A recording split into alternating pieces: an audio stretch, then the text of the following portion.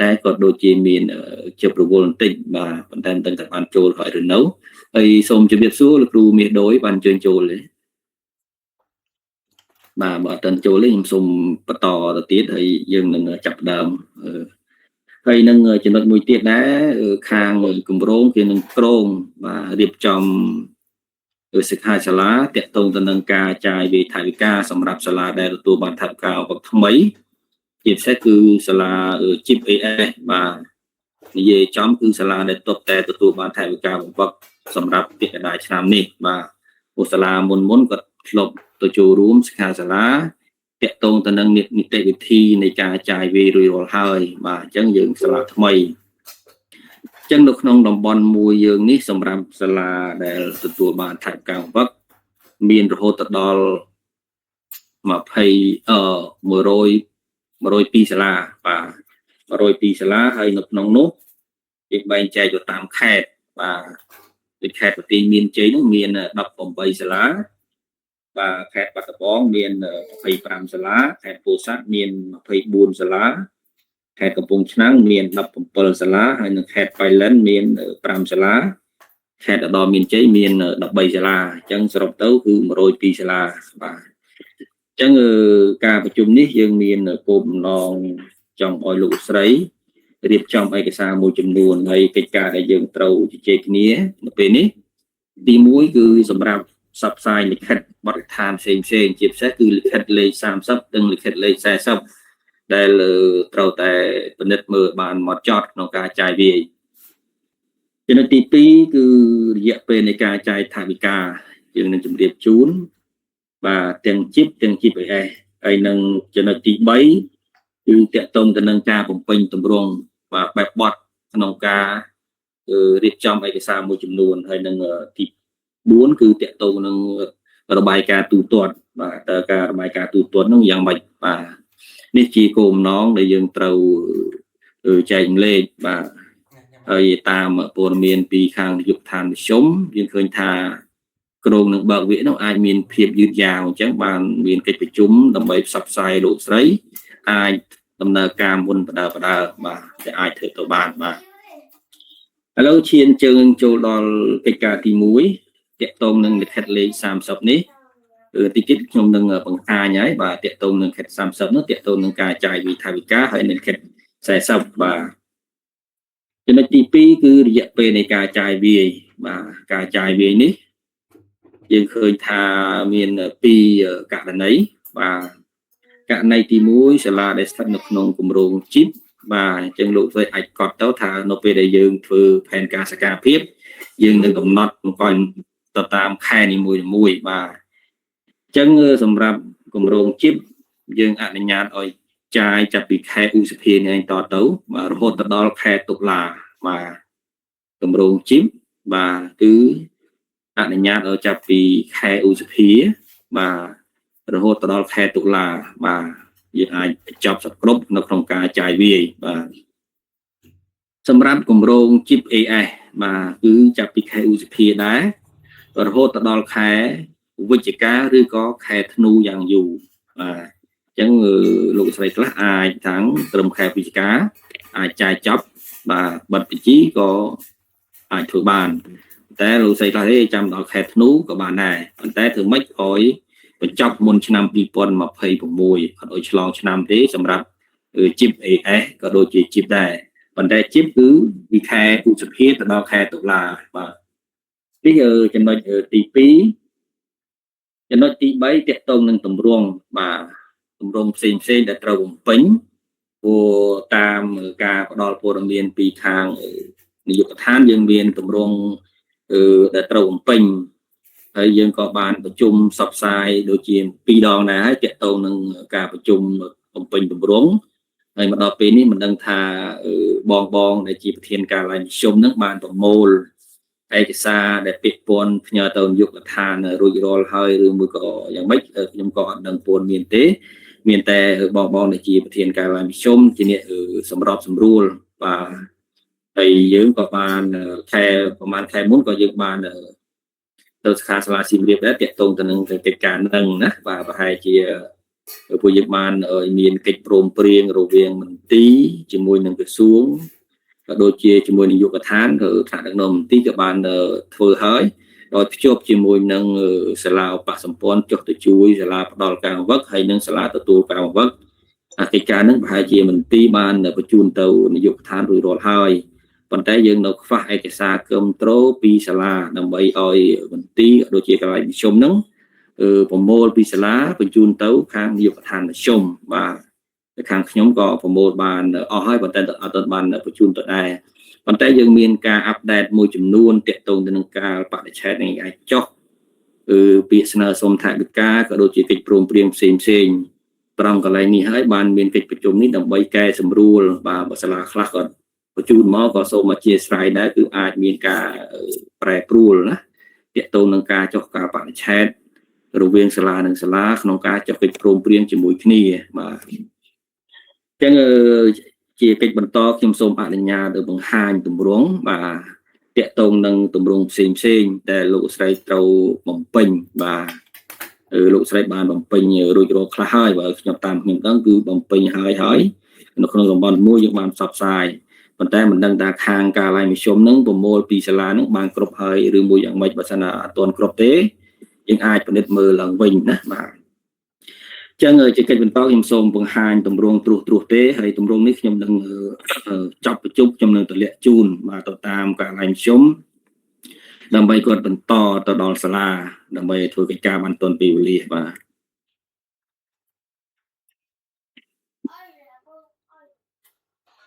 ញ៉ាំមកមួយទៀត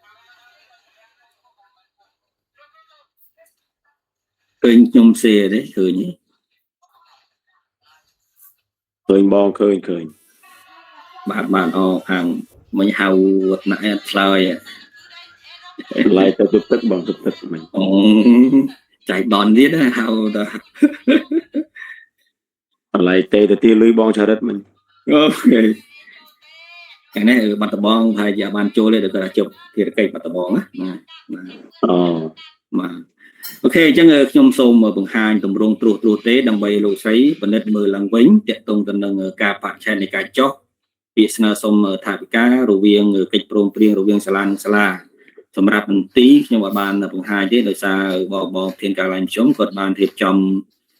ចុះហត្ថលេខាថ្នាក់ដឹកនាំមន្ទីរដោយភ្ជាប់ជាមួយនឹងបកសម្ព័ន្ធសាលាដែលផ្ដល់ការបង្វឹកហើយនិងសាលាទួលការបង្វឹកហ្នឹងបញ្ជូនមកក្រសួងរួចរាល់ហើយនឹងចាត់ទី1ហ្នឹងในករណីទី2នេះគឺតាក់ទងទៅនឹងឯកសារគាំទ្ររវាងសាលានិងសាលាបាទចឹងកិច្ចការទី1លោកស្រីនឹងមានតម្រង់ពាក្យស្នើសុំនេះបាទអញ្ចឹងតម្រង់ពាក្យស្នើសុំនេះគឺយើងមានទាំងអស់គ្នាហើយមានសាលាណាដែលមិនទាន់បានឃើញតម្រង់នឹងទេបាទអញ្ចឹងនៅក្នុងការស្នើសុំថវិកានេះគឺតាមប្រសាសន៍របស់ខាងនាយកដ្ឋានមជ្ឈមគឺសូមឲ្យដាក់ថ្ងៃទីចុងខែ3ណាចុងខែ3អាចដាក់ថ្ងៃទី27 28ខែ3ណាគឺក៏ថ្ងៃ30 31ហើយជាក់ស្ដែងបាទអញ្ចឹងចុងខែ3បាទសម្រាប់ពាក្យស្នើសុំបាទអញ្ចឹងកន្លែងនេះសូមលោកស្រីអាចពិនិត្យមើលពាក្យស្នើសុំមុនទៅតើយើងដាក់ថ្ងៃទីប្រមាណបាទកន្លែងហ្នឹងបាទអញ្ចឹងត្រង់ពាក្យស្នើសុំថវិកា$2000ហ្នឹងមកកម្រងហ្នឹង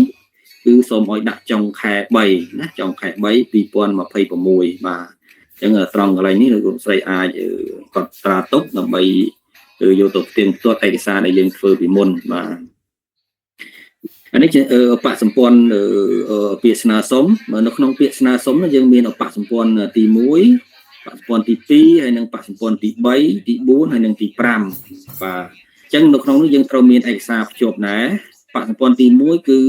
កិច្ចសន្យារវាងសាលារៀនផ្ដល់ការបង្វឹកក្នុងការចុះជួយសាលាព្រមទទួលការបង្វឹកអញ្ចឹងយើងត្រូវមានគំរូបកសម្ព័ន្ធទី1នេះមួយបាទហើយនឹងបកសម្ព័ន្ធទី2គឺកិច្ចព្រមព្រៀងរវាងសាលារៀនផ្ដល់ការបង្វឹកជាមួយនឹងសាលារៀនព្រមទទួលការបង្វឹកបាទអញ្ចឹងតិចទៀតខ្ញុំនឹងបង្ហាញទម្រង់បកសម្ព័ន្ធទី1យ៉ាងម៉េចបកសម្ព័ន្ធទី2យ៉ាងម៉េចទី3យ៉ាងម៉េចបាទហើយនឹងទី4យ៉ាងម៉េចបាទអញ្ចឹងនៅក្នុងចំណុចនេះមានលោកស្រីឬក៏លោកនាយកហិរញ្ញិកមានជាសំណួរ tiếng ai lực lạc bán đầu viên tầm rong tiết sana som đi và miền thế lục sấy và ở miền thế nhom som tàu bạc sầm pon tì muối ta miền tầm rong bạn trên của tôi nhom nó khai tôi sẵn nhom tiết sana som mình pơ đã ngay tìm pơ mesa rồi hay bị chun tầm tì hay là cái mấy cái này cái đó បាទយើងអាចកែសម្រួលថ្ងៃទីណាដូចខ្ញុំបានបញ្ជាក់ជូននោះគឺខាងនាយកដ្ឋានសូមធ្វើបច្ចុប្បន្នភាពក្នុងការកែប្រែការបច្ចេកពាក្យស្នើសុំណាបាទអញ្ចឹងអាចដាក់ចុងខែ3បាទអាចចុងខែ3ហ្នឹងថ្ងៃទីប្រហែលក៏បានដែរលោកណាអាចឲ្យតែចុងខែ3លោកណាបាទអាចថ្ងៃ27 28 29 30 31លោកបាទលោកតើនេះលោកបាទគឺ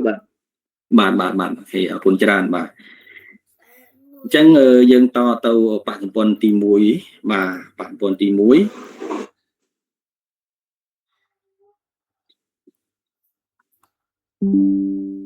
្ចឹងបច្ចុប្បន្នទី1យើងមានឈ្មោះសាលាដែលយើងចោះទៅបំផុតនេះគឺមន្ទីរបានបែងចែកហើយណាបាទទីឧទាហរណ៍សាលាកហ្នឹងមន្ទីរបានបែងចែកឲ្យទៅបំផុតប្រហែលសាលាបាទអញ្ចឹងប្រហែលជាលោកស្រីដែលជានាយកបានដឹងជ្រាបហើយតាមខេត្តនីមួយបាទមន្ទីរបានធ្វើបញ្ជីភ្ជាប់ជាមួយនឹងកិច្ចព្រមព្រៀងរវាងមន្ទីរជាមួយនឹងក្រសួងហ្នឹងគឺមានបច្ចុប្បន្ននឹងឯងអញ្ចឹងលោកស្រីដឹងហើយថាសាលាលោកស្រីចុះទៅបំផុតសាលាណាបាទចុះទៅបំផុតសាលាណាបាទ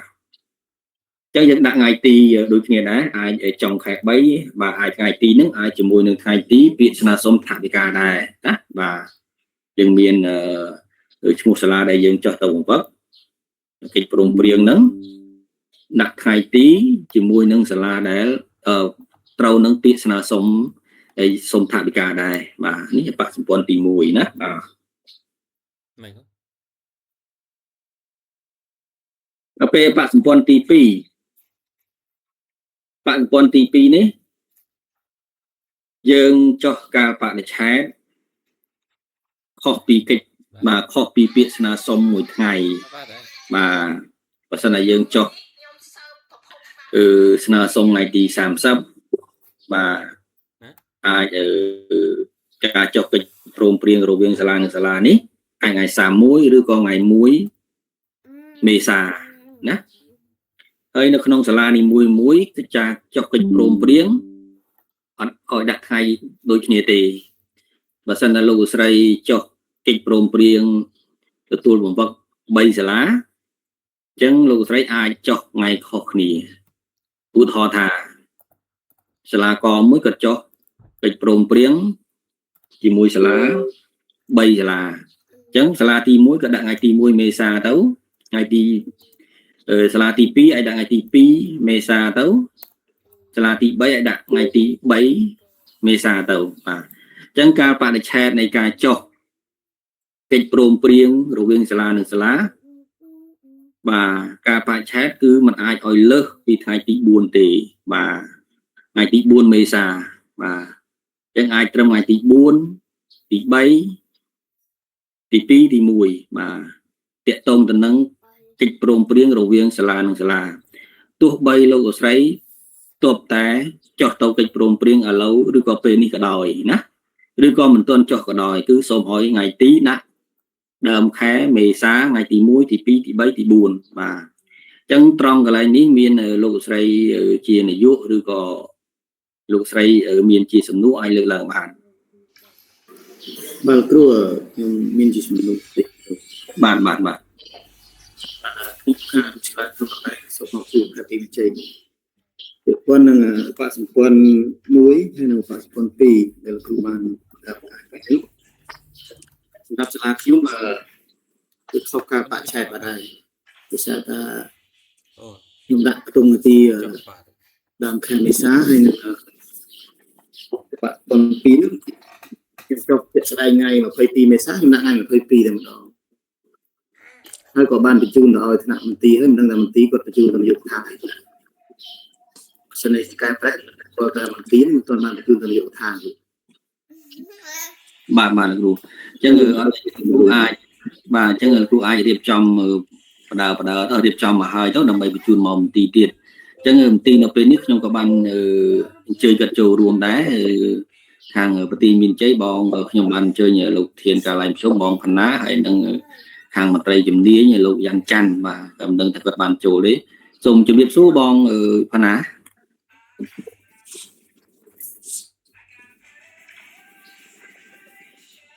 ជម្រាបសួរបងច័ន្ទដូចជាអត់គ្រូ និយាយអត់ទេណាបាទ គ្រូមួយទៀតពាក្យពន្ធនឹងខាងមន្ទីរគាត់មន្ទីរខាងខណ្ឌទីមានជ័យគាត់អត់ទីហត្ថលេខាចូលទេហត្ថលេខាសម្រាប់នាយកទទួលការបង្វឹកហើយនាយកដល់ការបង្វឹកនេះអត់ទទួលហត្ថលេខាចូលទេគឺមានន័យថាឲ្យចុះទៅកិច្ចព្រមព្រៀងសញ្ញាទល់បើសិនជាខុសត្រូវពិបាកចុះទៅម្ដងទៀតត្រូវអត់ស្នាខុសការបច្ឆេទត្រូវដូរផ្លាស់ប្ដូរយើងត្រូវចុះទៅម្ដងទៀតបាទគ្រូបាទ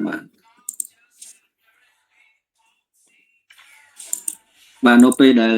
យើងចុះយើងចេះគ្រូបាទយើងអាចចុះទៅបង្វឹកទៅបាទប៉ុន្តែយើងសូមឲ្យគាត់ហត្ថលេខាម្ដងទៀតទៅណាគ្រូបាទ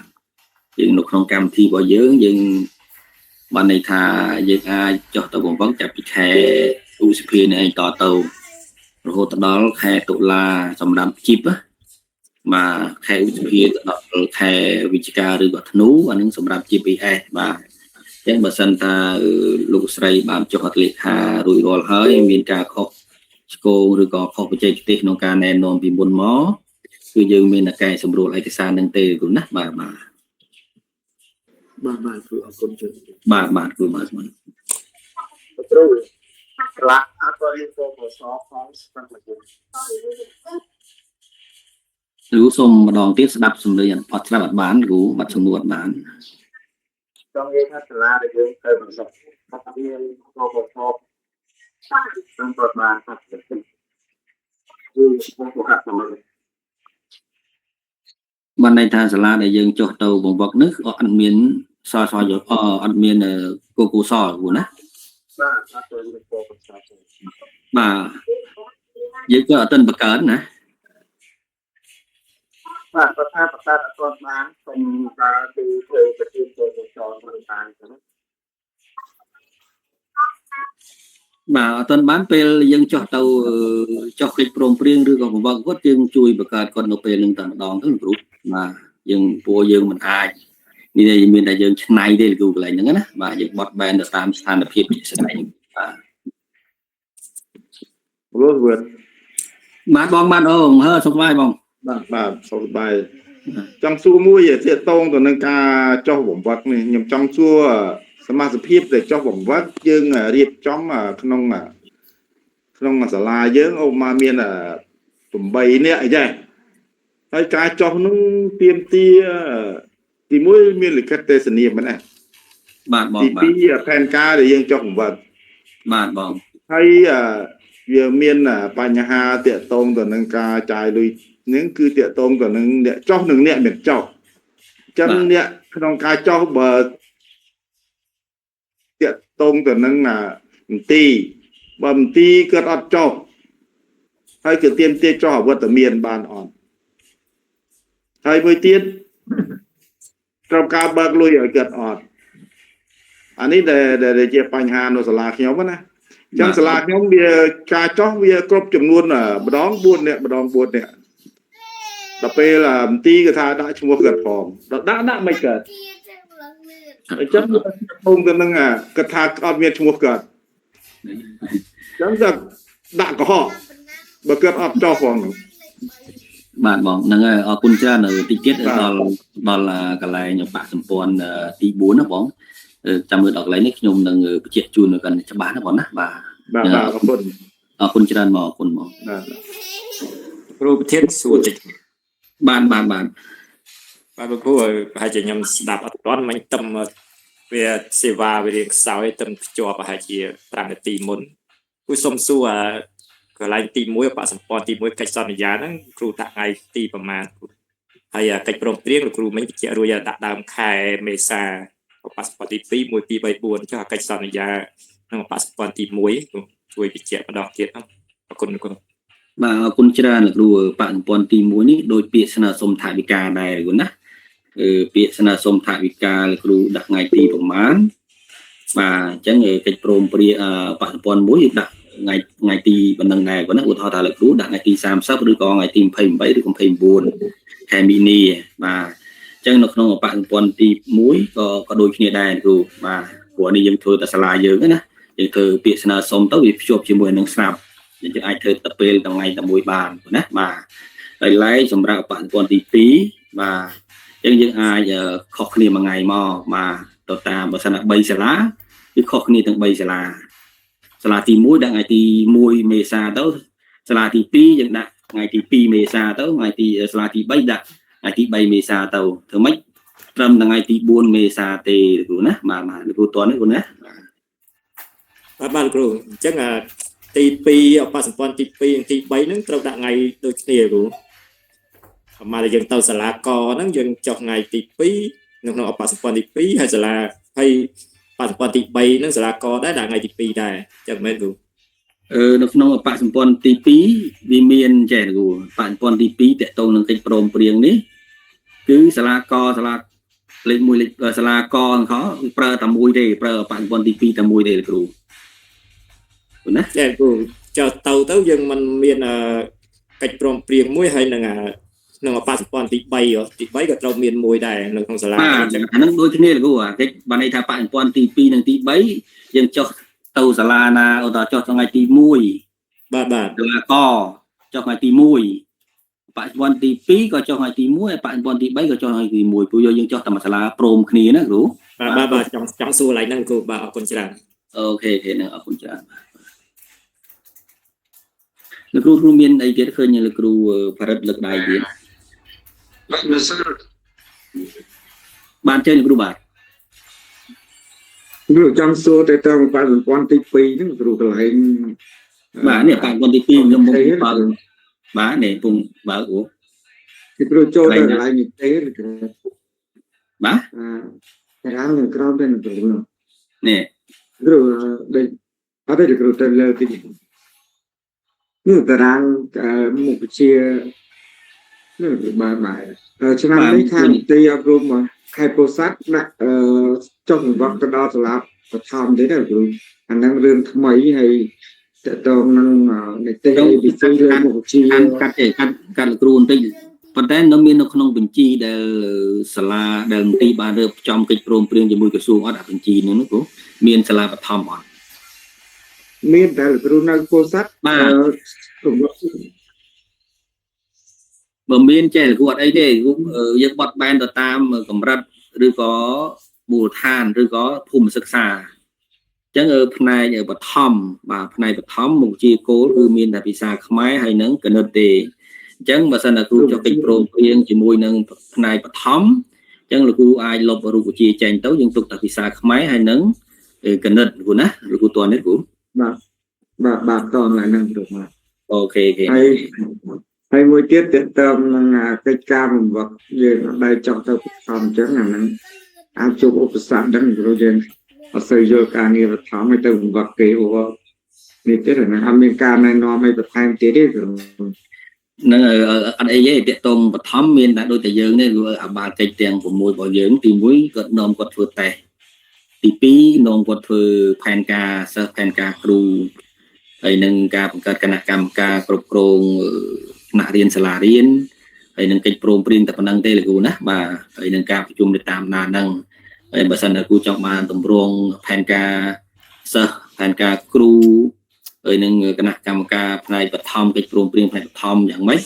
ចាំខ្ញុំផ្ដល់តម្រង់ជូនគ្រូណាបាទគ្រូបាទចាប់បានហ្នឹងគ្រូគាត់ដោយសារនេះរឿងថ្មីកន្លងមកយើងវឹកតាសាលាមជុំដូចគ្នាអញ្ចឹងណាគ្រូហ្នឹងអូខេមានអីទៀតទេគ្រូណាតាក់ទងនឹងតម្រង់នេះអត់ដូចជាអត់មានអីទេណាគ្រូណាព្រោះអ្វីដែលយើងភ័យព្រួយគឺសាលាដែលសពតែទទួលបានថវិកាបំផុត chip AS ឬក៏ chip ណាដែលទទួលបានឆមីទី1នេះណាបាទអញ្ចឹងការពិត គេនឹងត្រៀមបើកវគ្គដែរប៉ុន្តែអាចការបើកវគ្គនឹងមានការយឺតយ៉ាវអញ្ចឹងក្រុមការងាររបស់នាយកដ្ឋានបានជម្រាបមកខាងតំបន់ដើម្បីឲ្យតំបន់ហ្នឹងជួយផ្សព្វផ្សាយបន្តបើសិនថាសាលាដែលទទួលបានថវិកាថ្មីគាត់ត្រូវការចាយលុយគាត់អត់បានដឹងពីនីតិវិធីទេណាបាទអញ្ចឹងបានក្រុមយើងខ្ញុំនឹងបានមកយកមកផ្សព្វផ្សាយដើម្បីឲ្យដឹងណាបាទគេអរគុណច្រើនឃើញលោកគ្រូគាត់លើកដៃគ្រូ បាទលោកគ្រូខ្ញុំសុំសួរមួយលោកគ្រូខាងខ្ញុំ បាទបាទ ប៉ុន្តែទទួលបានការបង្វឹកថ្មីខ្ញុំចង់សួរលោកគ្រូតើតនឹងការចុះទៅបង្វឹកហ្នឹងគឺផ្នែកបឋមលោកគ្រូមិញថាយើងកំណត់តែទៅលើភាសាខ្មែរនិងគណិតវិទ្យា អត់មានទេលោកគ្រូអត់មានកំណត់អញ្ចឹងទេព្រោះយើងយកលទ្ធផលមកដាក់នៅក្នុងកិច្ចព្រមព្រៀងណាមានភាសាខ្មែរប៉ុន្តែដល់ពេលយើងចុះទៅបង្វឹកយើងចុះទៅដូចបង្វឹកផ្នែកវិទ្យាដែរមានតេស្តមានផែនការមានអីមានហូហែមកលោកណាបាទ បាទលោកគ្រូកន្លែងចំនួនសិស្សអានិទេសមុខវិជ្ជាហ្នឹងកន្លែងបឋមយើងកំណត់និទេសរបស់គាត់គឺភាសាខ្មែរនិងគណិតវិទ្យាត្រូវលោកគ្រូបឋម បាទ ដល់ឡែកខាងវិស័យមធ្យមខាងអនុវិទ្យាល័យវិញយើងរើសតែ3មុខវិជ្ជាគណិតរូបហើយនិងភាសាខ្មែរមែនទេលោកគ្រូត្រូវ បាទ បាទអរគុណចឹងយើងអត់គិតគោលទាំង10មុខវិជ្ជាទាំងអស់ហ្នឹងលោកគ្រូអត់គិត នៅក្នុងផែនការស្តង់ដារសម្រួលសាលារៀនគំរូគឺវាគិតទាំងអស់ប៉ុន្តែអ្វីដែលយើងយកមកចុះក្នុងកិច្ចព្រមព្រៀងយើងយកមកតែ3ទេលោកណាបាទ អញ្ចឹងអរគុណច្រើនលោកគ្រូខ្ញុំមានចំហប៉ុណ្្នឹងហើយខ្ញុំខំដាក់10មុខវិជ្ជាទៀតលោកគ្រូអរគុណ បាទដាក់ក៏មិនអីដែរគ្រូអត់បញ្ហាទេណាបាទប៉ុន្តែអ្វីដែលគេចង់ដឹងតែ3មុខទេប៉ុន្តែបើសិនលោកគ្រូដាក់ក៏មិនខុសដែរបាទកាន់តែច្បាស់លោកណាបាទ បាទអរគុណ បាទឃើញលោកគ្រូគាត់លើកដៃបាទ បាទជំរាបសួរលោកគ្រូ បាទ ខ្ញុំចង់សួរនិទេសទាំង3មុខវិជ្ជាហ្នឹងយើងយកពីឆ្នាំប្រមាណឬក៏យកឆមទី1ទីគ្រូ យើងដាក់ដើមឆ្នាំតើលោកអីទេដើមឆ្នាំណាបាទ យកតែដើមឆ្នាំលោកគ្រូ បាទ អរគុណគ្រូ បាទអូខេអញ្ចឹងតកតងតារាងទី2គឺសូមបញ្ចប់ប៉ុណ្្នឹងណាបាទអញ្ចឹងយើងចូលតារាងទី3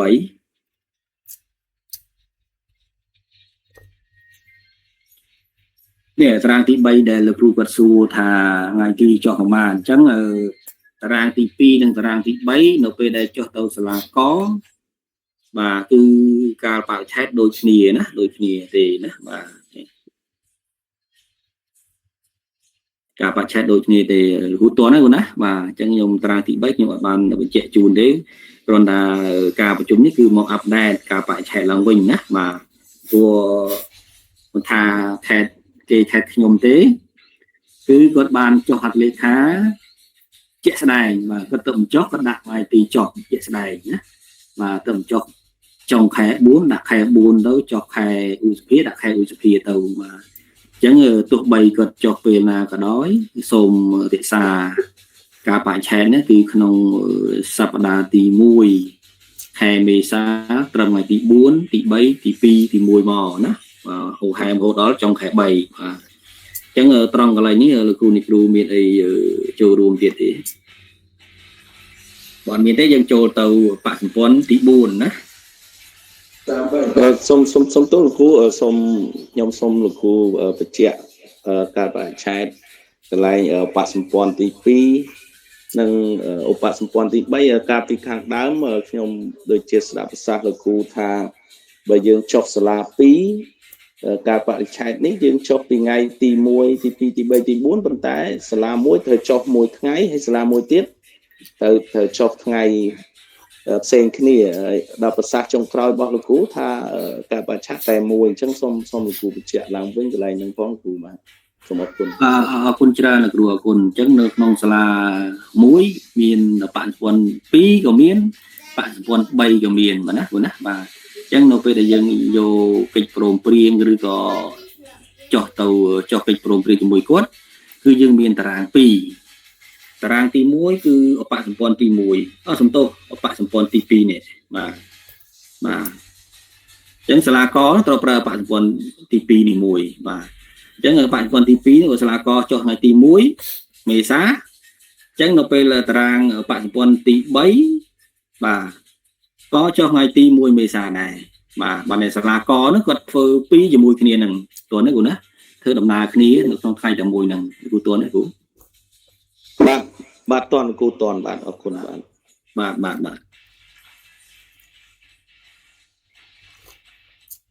លោកគ្រូផ្សេងអត់មានបើអត់មានខ្ញុំទៅបកសម្ព័ន្ធទី4ដែលជាសំណួររបស់បងធ្វើ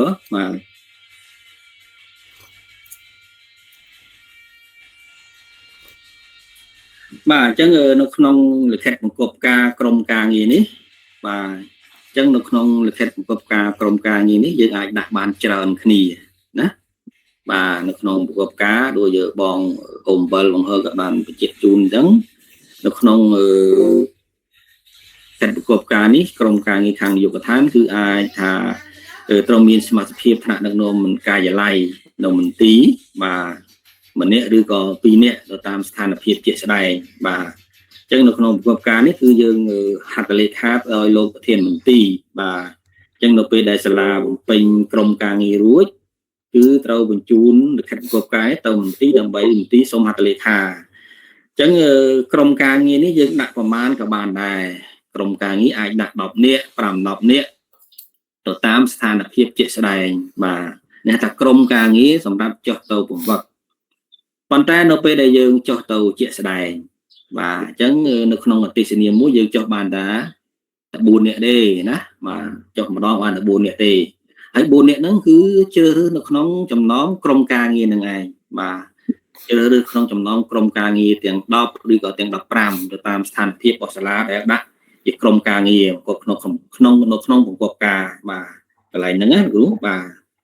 អញ្ចឹងត្រង់កន្លែងនេះយើងមានលោកគ្រូមានជាសំណួរទេហើយក៏កិច្ចការនោះបានបញ្ជូនឯកសារនោះមកមន្ទីរហើយឬនៅកន្លែងហ្នឹងណាបាទឃើញលោកគ្រូលើកដៃ Hello ជសួរ បាទ ចង់សួរទីមួយតកតងនឹងការចុះបង្វឹកនេះដូចជាគ្រូដែល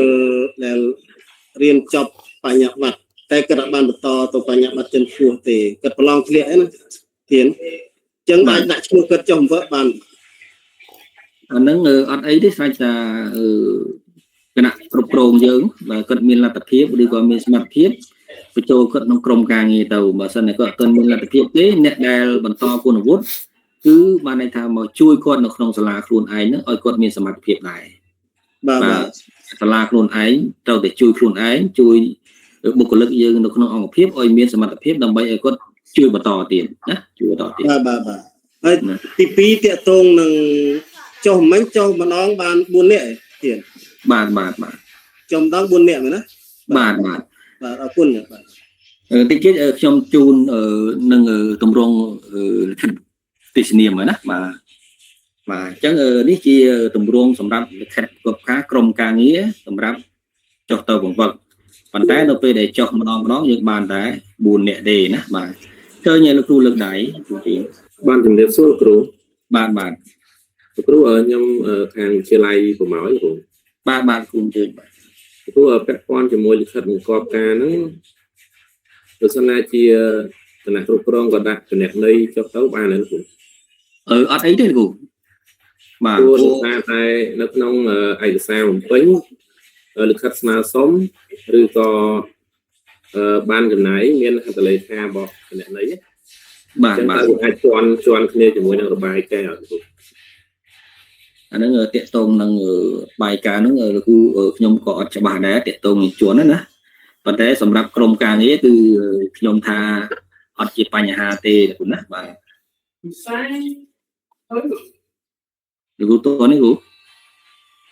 បាទតនគ្រូតនបាទប៉ុន្តែតកតងនឹងការចុះហត្ថលេខាក្នុងកិច្ចបញ្ជីការយ៉ាងម៉េចអានេះខ្ញុំក៏មិនដឹងច្បាស់ដែរចាំមើលនៅពេលដែលយើងបើកវគ្គបន្តតកតងទៅនឹងការបើកវគ្គនៅក្នុងទូទាត់ឯកសារចាំយើងជជែកគ្នាកន្លែងហ្នឹងទៀតណាគ្រូបាទឥឡូវអ្វីដែលចំពោះមុខយើងត្រូវរៀបចំក្រុមការងារយើងបានសិនគ្រូណាបាទ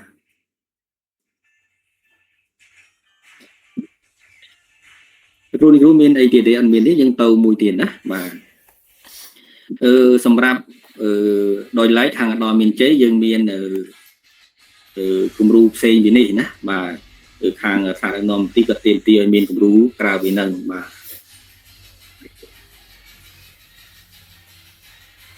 ចឹងខ្ញុំសូមបង្ហាញដល់មានជ័យបន្តិចចឹងដល់មានជ័យគឺមានគំរូមួយគឺមុននឹងដល់មន្ទីរគេមានលិខិតមួយគឺជំរាបជូនទៅប្រធានការិយាល័យរដ្ឋបាលក្រុងស្រុកបាទរៀបចំសមាជិកមកមានហត្ថលេខានាយកហើយនឹងហត្ថលេខាប្រធានការិយាល័យភ្ជាប់ជាមួយនឹងបញ្ជីឈ្មោះនេះបញ្ជីឈ្មោះក្រុមការងារណាអានេះលក្ខខណ្ឌដោយឡែកសម្រាប់ដល់មានជ័យទេណាប៉ុន្តែអត្រាដែលខ្ញុំបានបង្ហាញមុនហ្នឹងគឺជាការក្របខ័ណ្ឌគម្រោងដែលគាត់ចង់បានតែប៉ុណ្្នឹងទេណាបាទក្របខ័ណ្ឌគម្រោងគាត់ចង់បានតែប៉ុណ្្នឹងទេបាទចឹងខ្ញុំសូមចូលទៅមួយទៀតគឺអតិសនាមបាទ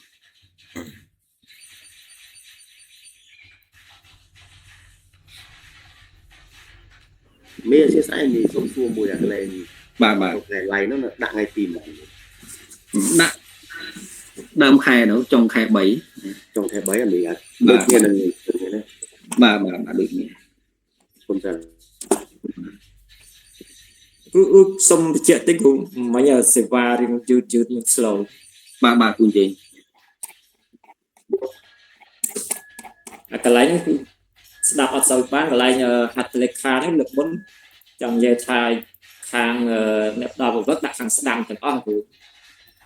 បាទ ហើយសាលាទទួលប្រវត្តិដាក់ខាងឆ្វេង បាទ ព្រោះកាលមុនដោយគ្រូវឌ្ឍនាគាត់ថាគាត់ច្រឡំបងឲ្យយុទ្ធសញ្ញាទៅសញ្ញាស្ដាប់រហូត ហ្នឹងហើយប៉ុន្តែឥឡូវខ្ញុំបានកែសម្រួលមកស្ដាំទាំងអស់ហើយឧទាហរណ៍ឥឡូវបាទហ្នឹងហើយប៉ះពាន់ទី2ទី1ណាប៉ះពាន់ទី2នេះអ្នកផ្ដល់ការអង្វឹកនៅខាងនេះណាបាទស្ដាំគ្រូខាងស្ដាំហ្នឹងครับ បាទនេះបើនិយាយខាងបើយើងទល់មុខកុំព្យូទ័រខាងស្ដាំហើយណា បាទទល់មុខកុំព្យូទ័រ បើយើងងាកក្រោយវិញថាជាខាងឆ្វេងវិញណា ឥឡូវថាខាងស្ដាំដៃចឹងទៅគ្រូជួលទល់មុខកុំព្យូទ័របាទ ហ្នឹងហើយហើយប៉ះពាន់ទី3ខ្ញុំកែខាងស្ដាំអស់ហើយណាបាទអរគុណគ្រូ បាទអញ្ចឹងគំរូអតិសនាម សុំទោសសុំសួរមួយបង បានជើញគ្រូបាទ បាទបច្ចុប្បន្នទី4ចុះថ្ងៃទីប៉ុន្មានបងបច្ចុប្បន្នទី4 នឹងតាក់ទងទៅនឹងខាងមន្ទីរណាទីខាងមន្ទីរគឺមន្ទីរបាទតាក់ទងនឹងក្រុមការងារបាទតាក់ទងទៅនឹងបច្ចុប្បន្នទី4នេះបាទលោកគ្រូអាចទទួលទៅមន្ទីរទៅដាក់បាទអ្នកក្រុមការងារគឺហត្ថលេខាមន្ទីរទេណាបាទ បាទអរគុណ អូលោកគ្រូគឺសុំសួរបន្តិចមិញអត់តន់បន្តិចដែរ បាទគ្រូបាទក្នុងបច្ចុប្បន្នទី2ដោយសារឡើងវិញទៅនៅក្នុងនេះការប្រជុំលើកមុនហើយជាខ្ញុំស្ដាប់អត់តន់ឬច្រឡំអតេះចំនួនសិស្សទទួលបាននិទេសគ្រូយើងអត់ដាក់ដើមឆ្នាំទេព្រោះយើងជុំទី2ដាក់ឆ្នាំទី1នៅក្រុមចុងឆ្នាំអញ្ចឹងមែនអត់គ្រូ ឥឡូវយើងដាក់ដើមឆ្នាំដូចដើមឆ្នាំដល់អីទេគ្រូណាបាទ អញ្ចឹងវាមិនជន់ឲ្យលើកមុនហើយព្រោះយើងមិនបាច់យើងដាក់តែឆមទី1មកឆមទី1យើងបានលទ្ធផលទៅឬក៏កែចំនួនមិនវិញគ្រូ ឥឡូវយើងដាក់ដើមឆ្នាំទៅវាសងគ្នាណាទោះបីយ៉ាងណាក៏យើងយកលទ្ធផលចុងឆ្នាំដែរគ្រូណាសំខាន់ចុងឆ្នាំទេគ្រូណាបាទអញ្ចឹងមានន័យថាអាហ្នឹងមិនបាច់ធ្វើអីទាំងអស់ដូចនឹងកាលយើងជុំទី1ទៅអញ្ចឹងមែនអត់បាទជុំទី1គ្រាន់តែបដូរការបរិច្ឆេទតែប៉ុណ្្នឹងទេ អូខេបាទអរគុណច្រើនគ្រូបាទ លោកជ្រាបសួរលោកគ្រូខ្ញុំឆ្ងល់កន្លែងឧបសម្ព័ន្ធទី4លោកគ្រូ ទី4បាទអរគុណច្រើនតែដោយសារតែបុគ្គលិកសាលាខ្ញុំតិចអញ្ចឹងមានតែក្នុងចំណុចទី1ចំណុចទី2ចំណុចទី3ហ្នឹងបើយើងដាក់គណៈគ្រប់គ្រងសាលាចូលរួមផងបានតែអត់ក្រែងលិខិតទេសនាមលោកគ្រូដល់យើងឲ្យគ្រូទៅវាអាចអស់គ្រូរៀនក្នុងសាលារៀនគណៈគ្រប់គ្រងបាទគណៈកន្លែងដូចចំណុចទី1កន្លែងអបាលកិច្ចសាលារៀននឹងមានគណៈគ្រប់គ្រងចាស់កន្លែងការគ្រប់គ្រងទិន្នន័យសាលាហើយនឹងបប្រតិបត្តិកម្មវិធីសាបង្រៀនហ្នឹងទៅអាចដាក់បញ្ចូលគណៈគ្រប់គ្រងផងបានអត់អត់អីទេលោកគ្រូនៅក្នុងនេះនៅពេលដែលយើងដាក់ឈ្មោះយើងមិនបាច់ដាក់តាមនឹងក៏បានដែរប៉ុន្តែក្រុមការងារនៅពេលដែលយើងចុះទៅយើងធ្វើការរួមគ្នាទេគ្រូណាបាទដាក់នេះគឺដើម្បីថាអូកន្លែងនេះអ្នកទទួលខុសត្រូវទេប៉ុន្តែនៅពេលដែលអនុវត្តជាក់ស្ដែងអត់យើងក្រុមការងារយើងទាំងអស់អនុវត្តទាំងអស់គ្នាទោះបីគាត់ គណៈនាយកក៏ដោយគ្រូក៏ដោយឬមួយក៏ IET ក៏ដោយគឺជាក្រុមការងាររបស់យើងទេលោកគ្រូណាបាទអត់ជាបញ្ហាទេលោកគ្រូបាទ បាទអរគុណច្រើនលោកគ្រូ បាទព្រោះនៅពេលប្រកបការទី4នេះគឺសមត្ថភាពអាចលើសពី10ទៅតាមស្ថានភាពជាក់ស្ដែងឬក៏ក្រោម10បាទប៉ុន្តែនៅពេលដែលយើងចោះគឺយើងមានតែ4រូបទេទេសនាមប្រើតែ4រូបទេណាលោកណាបាទអរគុណច្រើនអញ្ចឹងខ្ញុំចូលទៅទេសនាមទេសគំរូទេសនាម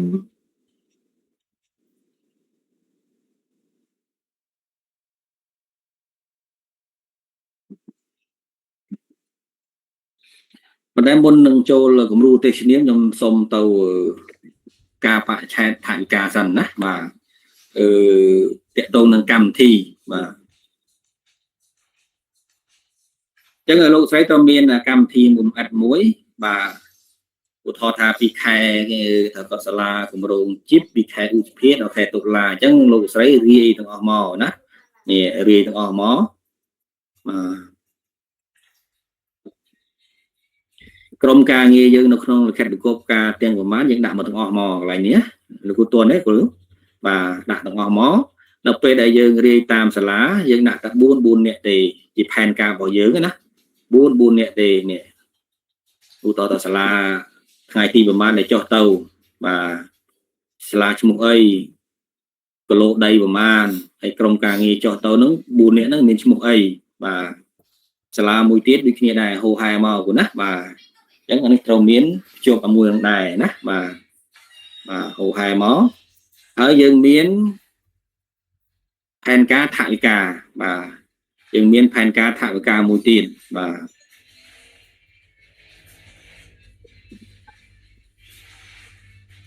ចាំផ្ដល់សោះទាំងអស់នោះផងបងអរគុណបងបាទនេះផែនការថវិកា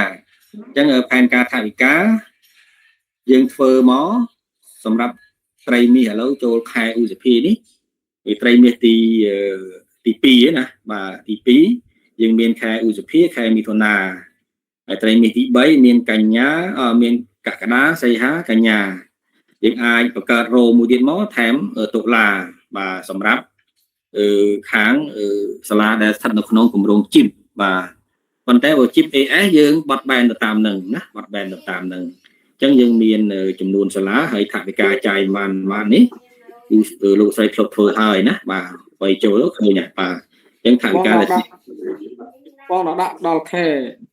វ៉ាកងហ្នឹងវាមិនដែរបងអានោះវាអត់ពាក់ព័ន្ធវ៉ាកងទេ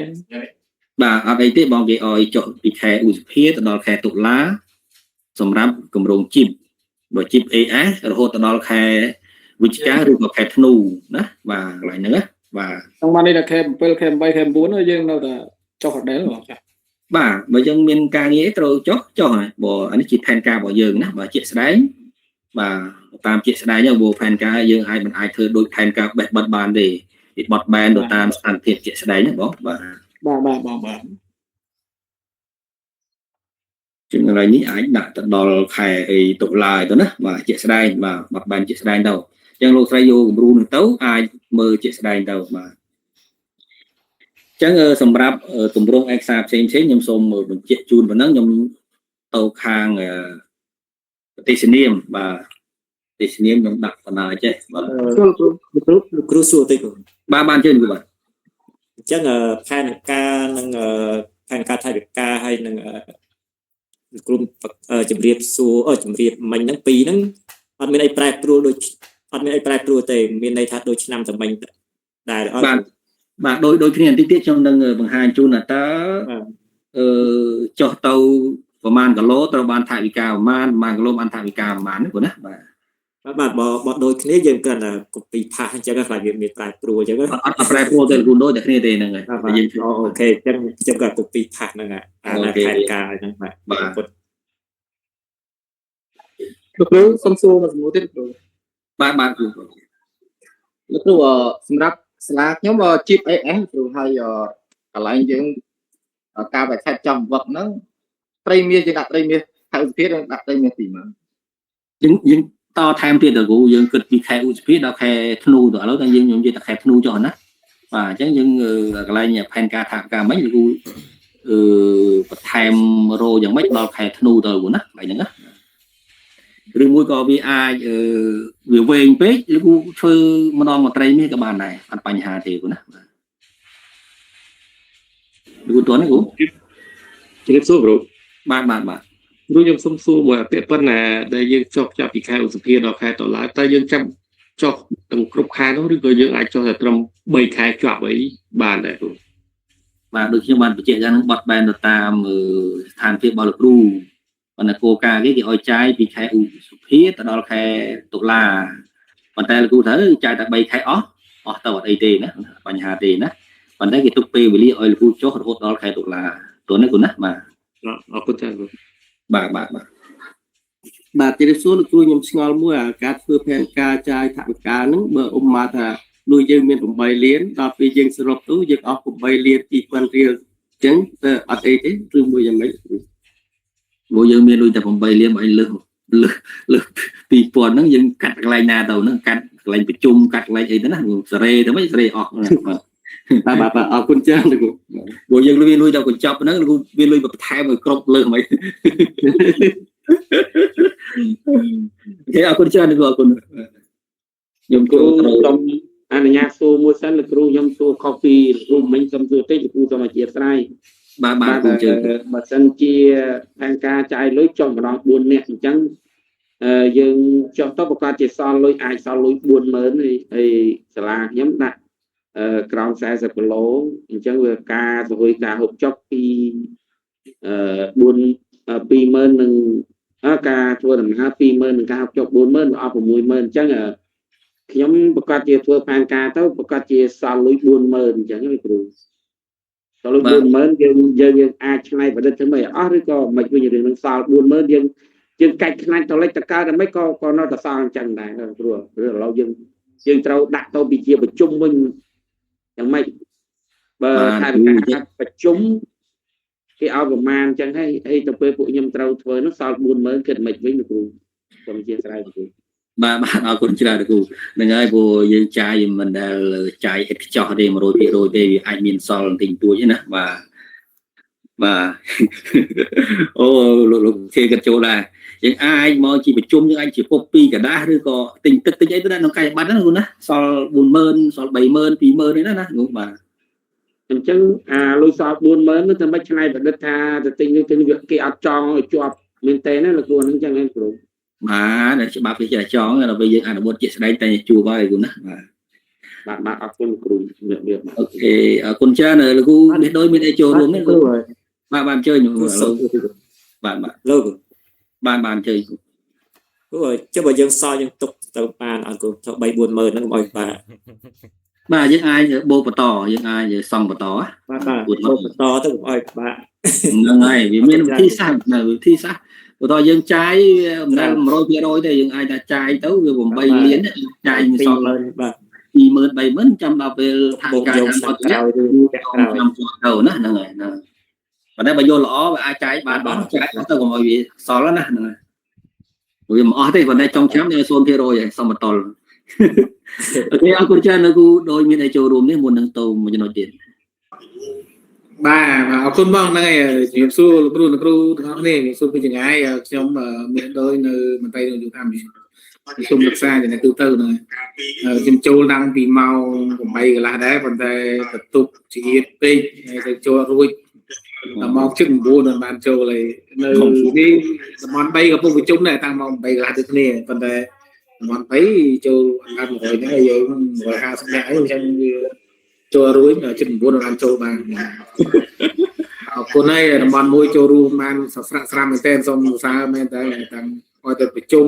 គឺចូលរួមបានពេញលេញប្រហែលជាប្រធានតំបន់ស្អាតទេនោះបានយើងសម្រាប់ប្រធានតំបន់ចូលរួមរហូតដែរហ្នឹងហើយមកដល់ពេលនេះចង់សួរលោកគ្រូទាំងអស់ថាថវិកាយើងបានចូលគណៈនេះសាលារៀនបានគ្រប់អស់នៅហើយបានប្រហែលគ្រប់សាលាសុំ 2-3 សាលាមកបងហើគ្រូមកហើទៅសួរបងបាទជម្រាបសួរគ្រូបាទបានថវិកាចូលសាលានោះបងកិនទៅមើលបងតែឡើយមើលសាលាផ្សេងទៀតបានចូលនៅសាលាផ្សេងទៀតបានចូលនៅថវិកាបៃលិនចូលនៅធនាគាររួចគ្រូតែអត់តចូលដល់សាលាទេបាទបានប្រហែលនៅក្នុងគណៈនេះលោកគ្រូ ខាងខ្ញុំក៏ថ្ងៃច័ន្ទភេទចូលក៏ថ្ងៃច័ន្ទចូល 3លានគាត់ណា បាទ អូខេហ្នឹងហើយអរគុណអញ្ចឹងដូចលិខិតខាងយកថានឹងទៅវិទ្យាមកដែរអញ្ចឹងបងនិយាយលក្ខទៅតាមសាលាអស់ទៅព្រោះមានសេចក្តីណែនាំពីការចាយថវិកាមានបទបង្ហាញឲ្យគ្រូសម្រាប់សាលាថ្មីសាលាដែលទៅទទួលបានការគ្រប់គ្រងក៏ឆ្លៃយល់ហើយចំណុចមួយទៀតមិញនេះបាន3ដែលថាគាត់សួរថាសាលាគាត់ហ្នឹងខ្ញុំបាច់ថាសាលាណាខេត្តណាអត់ទាន់ឃើញថវិកាធ្លាក់ចូលទេបាទខ្ញុំសួរសំណួរហ្នឹងណាដោយសារគាត់ទៅឆែកថ្ងៃ4ឆែកពេលព្រឹកឆែកថវិកាគេប្រាប់ថាចូលពីអាស៊ីម៉ោង5អីហ្នឹងណាឆែកឥឡូវគាត់មកឡាំប៉ាថាអត់ទាន់ឃើញចូលអញ្ចឹងបានសួរសំណួរហ្នឹងទៅលោកគ្រូណាហើយសម្រាប់ការចាយថវិកាលោកគ្រូថាសត 40000 ធ្វើម៉េចហ្នឹងក៏ប៉ុន្តែហ្នឹងតើតូននឹងខាងយុទ្ធសាស្ត្រគាត់គាត់អ្នកមន្ត្រីជំនាញហើយជាលោកគ្រូសួរមិញសាលាថ្មីឬចាស់តាមទៅម្ដងណាเราបានថវិកាម្ដងទេបាទថវិកាទាំងអស់ហ្នឹងបើមែនតើទៅយើងធ្វើចំនួនអ្នកចុះហើយនឹងថវិកាវាមិនអាចឲ្យគុតសល់0រៀលទេប៉ុន្តែសម្រាប់លោកគ្រូគណៈគ្រប់គ្រងសាលាខ្ញុំគឺថាចេះចាយជាងបងសវឿទៀតណាព្រោះមើលឯកសារចុងឆ្នាំសិតតែ0រៀលទាំងអស់ណាយើងមើលឆ្នាំដល់0មិនទៅនៅខាងក្រសួងចាយទៅអត់អស់ដែរណាមានសាលាចាយអស់0រៀលអញ្ចឹងថវិកាទាំងអស់ហ្នឹងมันពិបាកទេលោកគ្រូបើសិនជាយើងធ្វើឲ្យនៅសល់កតុយខាងនៅសល់កតុយយើងចាយអត់ដាច់អញ្ចឹងណាយើងអាចចំណាយទៅលើកូពីឯកសារថតចម្លងឯកសារឲ្យសាលាប្រវត្តិសាលាអត់ហ្នឹងព្រោះយើងទៅជួយគេធម្មតាយើងជួយវាមានឯកសារអីផ្សេងៗទៅហើយប៉ុន្តែកូពីឯកសារហ្នឹងសុំតែមានវិក័យប័ត្រធ្វើអីដែលយើងចំណាយដែលអត់មានខ្ទង់ហ្នឹងណាសុំមានវិក័យប័ត្រហាងកូពីគេឲ្យច្បាស់លាស់ដូចយើងចាយថវិការត់ដែរ LS ដែរណាអត់ខុសគ្នាទេថវិកាហើយថវិកាគឺចាយដូចគ្នាប៉ុន្តែថវិកាយើងអត់មានត្រូវការលិខិតទឹកតការពីសាលាផ្សេងអីមកទេបើថាយើងដល់ទឹកតការផ្សេងឯកសារនោះគឺតែវិធីដូចគ្នាទាំងអស់អញ្ចឹងសូមមើលលិខិតលេខ40 30ហើយក៏មានលិខិតលេខ40ដែរសូមអានអាហ្នឹងឲ្យយល់ទៅខ្ញុំគិតថាมันពិបាកទេព្រោះគ្រូអស់សិតតែមានបទពិសោធន៍ធ្វើកិច្ចការហ្នឹងហើយអញ្ចឹងគាត់ថាយើងចុះទៅយើងអានលិខិតឲ្យយល់ហើយយើងធ្វើរំខោះហើយកុំបារម្ភទេរឿងការរៀបចំឯកសារហ្នឹងអីទេសួរតែសាលាចាស់ទៅគាត់យល់គាត់ចេះធ្វើគាត់ចាយឡើងលោកហ្នឹងអរគុណខ្ញុំចូលរួមប៉ុណ្ណឹងសិនចាំមើលមានអីចាំជែកគ្នាបន្តទៀតបាទជូនលោកទៀតបទនេះបាទសូមអរគុណមិនបានជួបខ្ញុំបាទអញ្ចឹងខ្ញុំបានមិញបានបង្ហាញតម្រងឯកសារពាក្យស្នើសុំបច្ចុប្បន្នទី1បច្ចុប្បន្នទី2ទី3ទី4អស់ហើយព្រមទាំងគឺការភាគកម្មវិធីចុះក៏បានបង្ហាញដែរហើយនឹងផែនការថវិកានៅក្នុងExcelក៏បានបង្ហាញដែរអញ្ចឹងចំណុចមួយទៀតគឺបង្ហាញទេសនាមបាទទេសនាមនេះជាគំរូទេលោកគ្រូអាចយកទៅយើងបត់បែនទៅតាមស្ថានភាពជាស្ដែងរបស់សាលាទៅបាទដូចខ្ញុំបានបញ្ជាក់ជូនអញ្ចឹងនៅក្នុងក្រុមការងារយើងវាអាចលើសពី10នាក់ឬក៏5-10នាក់ប៉ុន្តែនៅពេលដែលចុះយើងកំណត់តែ4នាក់ទេណាកំណត់តែ4នាក់បាទអញ្ចឹងនេះជាទេសនាមជាគំរូទេសនាមលោកទៅអាចយកទៅឆ្នៃទៅធ្វើម៉េចកុំឲ្យជាប់សាលាគេបាទហើយយកគំរូទេសនាមពីគេទៅអាចជាប់សាលាគេណាបាទអញ្ចឹងសូមយកទៅកែឲ្យបានច្បាស់លាស់ណាបាទអញ្ចឹងមកដល់តាក់ទងនឹងកិច្ចការទី3ដែលខ្ញុំបានបង្ហាញតាក់ទងនឹងទម្រង់ផ្សេងសូមបញ្ចប់ប៉ុណ្ណឹងបន្តមកទៀតនឹងសូមបង្ហាញអំពីលិខិតបាទលិខិតលេខ30ក៏ដូចជាលិខិត40ដែលលោកស្រីដូចលោកគ្រូមាសដូចគាត់បានបង្ហាញមិញយកទៅអានទាំងអស់គ្នាណាបាទអានអស់គ្នាដើម្បីឲ្យថានៅក្នុងលិខិតនោះគេនិយាយអំពីអីបាទ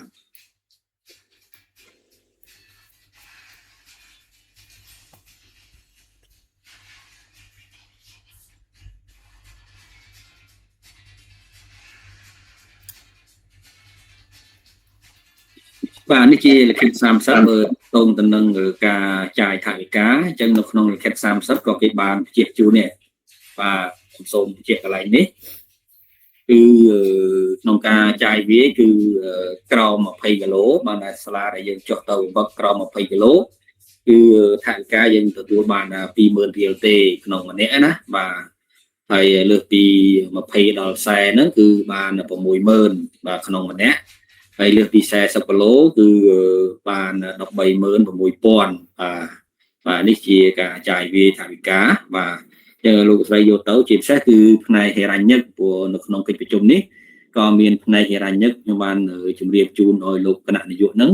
អញ្ជើញហិរញ្ញិកចូលរួមផងដែរអញ្ចឹងគាត់អាច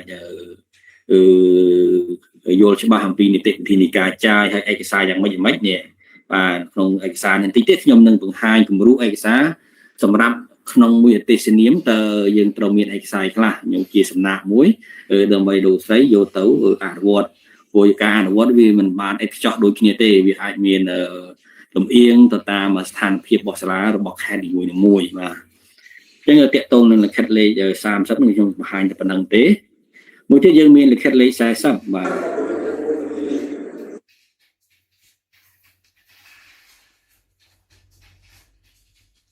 បាទលិខិត40ក៏និយាយអំពីយន្តការនៃការអនុវត្តដែរអញ្ចឹងខ្ញុំមិនបានអានទេលោកស្រីចាំយកទៅអានទៅយើងមកដល់ចំណុចមួយទៀតដែលខ្ញុំចង់បង្ហាញគឺតកតងនឹងឯកសារទូទាត់ណាបាទដើម្បីទទួលបានថវិកាហ្នឹងតើឯកសារទូទាត់មានឯកសារខ្លះមានការគ្រប់គ្រងខ្លះក្នុងការទូទាត់នេះខ្ញុំសូមចែកជា2ទី1ទូទាត់ក្នុងបេសកកម្មទី2ទូទាត់ក្នុងកិច្ចប្រជុំបាទកិច្ចប្រជុំណាបាទអញ្ចឹងទូទាត់ក្នុងបេសកកម្មនេះ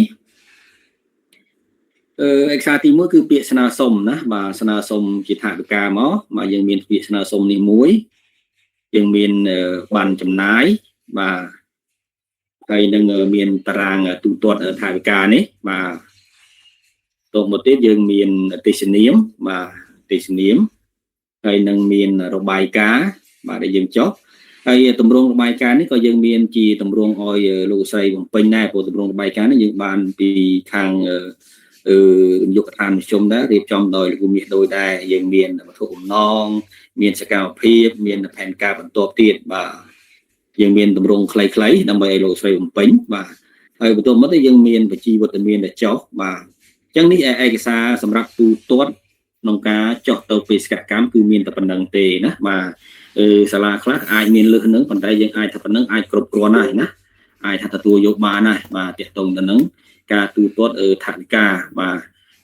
ក្នុងនេះគឺខ្ញុំសូមបញ្ជាក់ដែរថាមកដល់ពេលនេះសាលាដែលទទួលបានថវិកាបំផុតសម្រាប់ជុំទី1កាលពីដើមឆ្នាំបាទកាលពីដើមឆ្នាំតាមការណែនាំឆ្លងបង្ហាញរបស់នាយកដ្ឋានមជ្ឈមក៏ដូចជាលោកមាសដូចយើងឃើញថាធ្វើម៉េចលោកស្រីត្រូវទូទាត់ឲ្យអស់មកន័យថាឲ្យអស់នៅក្នុងសប្តាហ៍ទី1នៃខែ4បាទទាំងការចាយថវិកាទាំងការទូទាត់ឯកសារឲ្យបានគ្រប់គ្រាន់នៅក្នុងសប្តាហ៍ទី1នៃខែ4បាទហើយមកដល់ពេលនេះមិនដឹងថាឯកសារទូទាត់$2000សម្រាប់ជុំទី1សាលានៅក្នុងតំបន់មួយដែលមាន43សាលាហ្នឹងមានឯកសារគ្រប់គ្រាន់ទៅតាមការចាយថវិកាអស់ហើយឬនៅយើងក៏មិនទាន់បានពិនិត្យមើលឯកសារនឹងដែរប៉ុន្តែសង្ឃឹមថាលោកស្រីដែលមិនទាន់មានឯកសារគ្រប់គ្រាន់សូមឲ្យរៀបចំណាបាទរៀបចំឲ្យទៅតាមអត្ថប្រការដែលយើងចាយអស់ប្រមាណមានឯកសារប៉ុណ្ណឹងសល់ប្រមាណអាចបូកបន្តឲ្យទៅដូចយើងបានជែកគ្នាមិញឬមួយក៏លេខលោកយ៉ាងម៉េចឲ្យបានសប្តាហ៍ត្រឹមសប្តាហ៍ទី1ខែ4នោះចាយអស់បាទចាយអស់បាទនេះសម្រាប់ឯកសារទូទាត់បេសកកម្មយើងចូលឯកសារមួយទៀតគឺឯកសារប្រជុំបាទនៅក្នុងនេះគេឲ្យមានកិច្ចប្រជុំនឹងដូចជា5ដងដែរបាទ5ដងបាទប្រជុំក៏យើងមានទី1ក្នុងពេលប្រជុំម្ដងយើងបាន80000ទេណា80000បាទអញ្ចឹងប្រជុំគឺមានពាក្យស្នើសុំមួយមកមានបានចំណាយមួយមកមានកំណត់ហេតុប្រជុំបាទជីវត្តមានប្រជុំហើយនឹងកាយប័ណ្ណបាទទិញអីមកបាទនេះកាយប័ណ្ណបាទអញ្ចឹងគឺមានតែប៉ុណ្្នឹងទេតកតទៅនឹងប្រជុំបាទអញ្ចឹងបើសិនតែយើងមានឯកសារប៉ុណ្ណឹងវាដូចជាគ្រប់គ្រាន់ហើយប៉ុន្តែសាលាខ្លះក៏អាចមានឯកសារលើសពីនេះទៅបាទប៉ុន្តែខ្ញុំមើលកិច្ចបញ្ជីការនេះគឺដូចជាគ្រប់គ្រាន់ហើយតកតទៅនឹងការទូទាត់បេសកកម្មដូចជាការទូទាត់កិច្ចប្រជុំបាទអញ្ចឹងខ្ញុំសូមចូលរួមមកចែកម្លែកប៉ុណ្ណឹងគឺនេះដូចមានអីបន្ថែមទេតកតទៅនឹងការទូទាត់ហើយនឹងកិច្ចប្រជុំបាទបាទបងអរគុណច្រើនបងដូចជាមិនតាន់មានអីទេបងទៅមកចប់សិនទៅព្រោះ9កន្លះដែរក៏លោកគ្រូនឹងគ្រូគាត់រវល់បងទៅចាំមើលគាត់មានសំណួរចាំជែកគ្នាបន្តហើយជា còn miền sầm núi thì chỉ dừng bằng bắt thêm bằng lúc lúc tiếng này bớt sân lúc lúc chui tam mới thôi bớt sân để nam miền chừng máu rồi có sả la được lót ăn được thợ cái bớt đấy ăn ba lại nắng đấy chăm chừng lực này xuống nó còn còn mọi cà phê បាទអរគុណច្រើនអញ្ចឹងលោកគ្រូនេះគ្រូមានជាសំណួរឲ្យលើកឡើងបានទី1តកតងទៅនឹងពេលវេលានៃការចាយថវិកាដូចខ្ញុំបានបញ្ជាក់ជូនហើយសម្រាប់គម្រោងជីបយើងចាយក្នុងរយៈពេលពីខែឧសភានេះទៅដល់ខែតុលាចន្លោះខែហ្នឹងហើយគម្រោងជីប AS គឺយើងអាចចាយពីខែឧសភានេះរហូតដល់ខែធ្នូឬក៏ត្រឹមខែវិច្ឆិកាបាទมันអាចឲ្យឆ្លងទៅដល់ឆ្នាំ 2027 ទេណាបាទប៉ុន្តែយល់ល្អយើងអាចចាយត្រឹមខែវិច្ឆិកាទៅដើម្បីទុកពេលវេលាក្នុងការទូទាត់ណាបាទក្នុងការទូទាត់ខ្វះខាតអីពេញបន្ថែមមកយើងអាចចុះក្នុងខែធ្នូបើហើយលុយណាបើហើយលុយទៀតបាទអញ្ចឹងមួយទៀតគឺតកតងនឹងតម្រងបាទតម្រងផ្សេងនេះខ្ញុំបានបង្ហាញជូនដែរគឺសូមឲ្យធ្វើបច្ចុប្បន្នភាពឡើងវិញទី1គឺតម្រងស្នើសុំថវិកាបាទតម្រងស្នើសុំថវិកានេះបាទអញ្ចឹងតម្រងស្នើសុំថវិកានេះដូចខ្ញុំបានបញ្ជាក់ជូនយើងអាចដាក់នៅក្នុងចុងខែ3បាទចុងខែ3ទៅការបរិច្ឆេទបាទរួមជាមួយនឹងឧបសម្ព័ន្ធទី1បាទក៏ចុងខែ3ដែរបាទឧបសម្ព័ន្ធទី2បាទឧបសម្ព័ន្ធទី2នេះយើងអាចដាក់ក្នុងចុងខែ3ឬក៏ដើមខែ1ថ្ងៃទី1ទី2ដែរណាបាទកន្លែងហ្នឹងណាបាទហើយនឹងបច្ចុប្បន្នទី2បច្ចុប្បន្នទី3គឺការបរិច្ឆេទដូចគ្នាទេក្នុងមួយសាលាចុះទៅមួយសាលាគឺដូចគ្នាទេបាទសាលាកបច្ចុប្បន្នទី2ក៏ថ្ងៃទីប៉ុណ្ណឹងសាលាកបច្ចុប្បន្នទី3ប៉ុណ្ណឹងដល់ពេលសាលាខការបរិច្ឆេទខុសពីនឹងមួយថ្ងៃទៅណាបាទខុសគ្នាមួយថ្ងៃបាទអញ្ចឹងខ្ញុំសូមចូលរួមមកប៉ុណ្ណឹងហើយបើសិនតែលោកស្រីដែលជាគណៈនាយកឬក៏ហេរ៉ាញឹកមានជាសំណួរឬក៏បងដែលជាប្រធានការឡាយនិយមហើយមកដល់ពេលនេះមិនដឹងថាបងបានប្រមូលឯកសារពីសាលាដែលទទួលបានថវិកាវឹកចំនួនតំបន់មួយតាមបញ្ជីដែលទទួលថវិកាគឺតាម102ទេរួមមានដូចបាទតាម102សាលាទេណាបាទអញ្ចឹងសូមឲ្យបងដែលជាការឡាយនិយមដែលមានវត្តមានទីនេះអាចជួយពិនិត្យមើលឯកសារឡើងវិញបាទបើសិនមានការខុសខុសការបរិច្ឆេទអីសូមឲ្យគាត់កែសម្រួលបាទអរគុណច្រើនបានជឿនគូបាទចូលគ្រូការបដូរការបរិច្ឆេទហ្នឹងបើយើងធ្វើជាស្រុកនោះវាអត់បញ្ហាទេតែសំខាន់យើងបានចុះទៅវាយត្រាឬក៏ហត្ថលេខានៅសាលាផ្ទាល់អានេះយើងគួរធ្វើមកយើងគួរទៅម្ដងទៀតឬក៏យ៉ាងម៉េចដែរបាទលោកគ្រូបើមានបើថាអាចទៅម្ដងទៀតពេលយើងទៅយើងចុះទៅបង្វឹកគាត់ទៅណាបើន័យថាយើងដាក់ទេសនាមទៅប៉ុន្តែយើងឆ្លៀតពេលហ្នឹងក៏យើងអាចសូមគាត់ចុះលេខាម្ដងទៀតនៅជំរើសទី1ណាបាទយើងត្រូវជូនឯកសារទៅមន្ទីរយើងមិនយកជាអាចទៅជូនមន្ទីរហើយបាទនេះគឺគាត់ថាជំរើសទី1លោកគ្រូបាទដល់ពេលជំរើសទី2លោកគ្រូមើលថ្ងៃទីទៅអាចកែសម្រួលបានទេបើកែសម្រួលបានកែទៅលោកណាអីទេណាកែថ្ងៃយើងកែបានក៏ប៉ុន្តែអាខែខ្មែរនេះបោះហ្នឹងយើងពិបាកដែរបើថ្ងៃទីយើងវាបញ្ហាយើងកែលុបបន្តិចវាបានត្រង់កន្លែងនេះខ្ញុំនេះបានចុះទៅខាងសាលាយកហត្ថលេខាគេផ្ទាល់បានមកសាលាដែរនៅមួយទៀតគេបានចុះទៅនេះបាទមួយទៀតអត់មានចុះដាក់ជាក់ស្ដែងណាដាក់ថ្ងៃដាក់ចុងខែ3ឬក៏ដើមខែ4ដើមខែ4ត្រឹមថ្ងៃទី4ចុះមកទេណាបាទតែនៅតែសំខាន់ថាយើងចុះទៅហើយយើងលេងលោកទៅគ្រូខ្ញុំទៅបាទខ្ញុំចុះទៅកាលថ្ងៃច័ន្ទនេះដែរទៅថ្មីដែរណាបាទថ្ងៃដែរនៅតែជានៅឡើងឯភៀសស្វាយជេចហ្នឹងហើយអត់អីទេលើដូចកន្លែងហ្នឹងមិនដែរដូច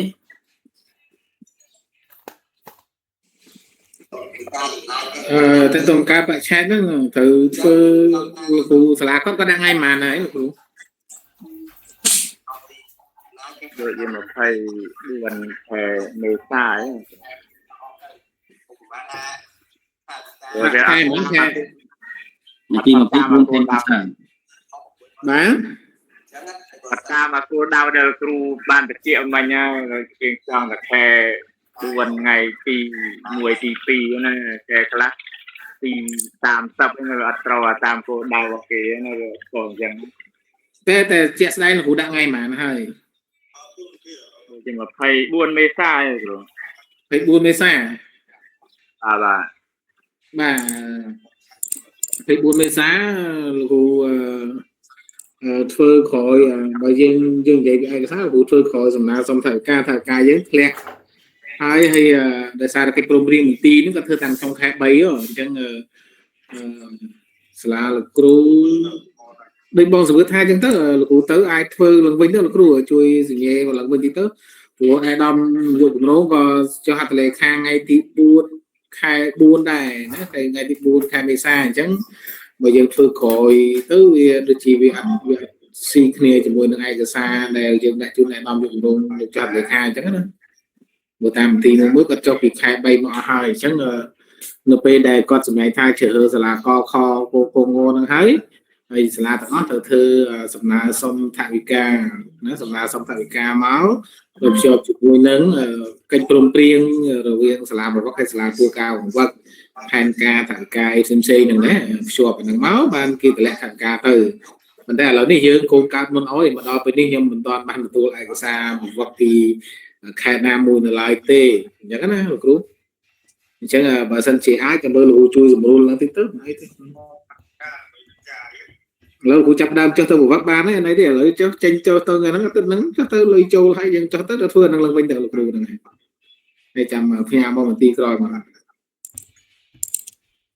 ជ្រាបសួរគ្រូ បាទ ខ្ញុំសំណុំពរមួយហើយសួរមួយព្រោះសួរតកតងនឹងប៉ាសពត1ដល់4យើងដឹងការបច្ឆេទហើយចុះផែនការថវិកាហើយកម្មវិធីចូលវឹកហ្នឹងយើងដាក់ការបច្ឆេទថ្ងៃណា បាទដូចគ្នាទាំងអស់លោកចេញពីសាលាលោកគ្រូធ្វើដូចគ្នាទាំងអស់មកទៅណាដូចគ្នាទាំងអស់ទៅលើកលែងនេះលោកគ្រូធ្វើកិច្ចព្រមព្រៀងសាលាផ្ដល់ការបង្វឹកសាលានិយាយដាក់ដូចគ្នាទាំងអស់ទៅកុំអុយពិបាកណាបាទថ្ងៃដាក់គឺឲ្យតែឯកសារពីសាលាគឺថ្ងៃតែមួយហ្នឹងទៅអាចខុសតែបើសិនជាលោកគ្រូទៅបង្វឹកពីសាលាលោកគ្រូទៅធ្វើកិច្ចព្រមព្រៀងមួយសាលាកថ្ងៃទី1ហើយទៅធ្វើកិច្ចព្រមព្រៀងសាលាខថ្ងៃទី2ទៅតែប៉ុណ្្នឹងបានហើយណាបើខុសគ្នា chứ có xua đấy đây cũng xua tệ tôn là cầm vị trí trong nắng ấy mà bằng vượt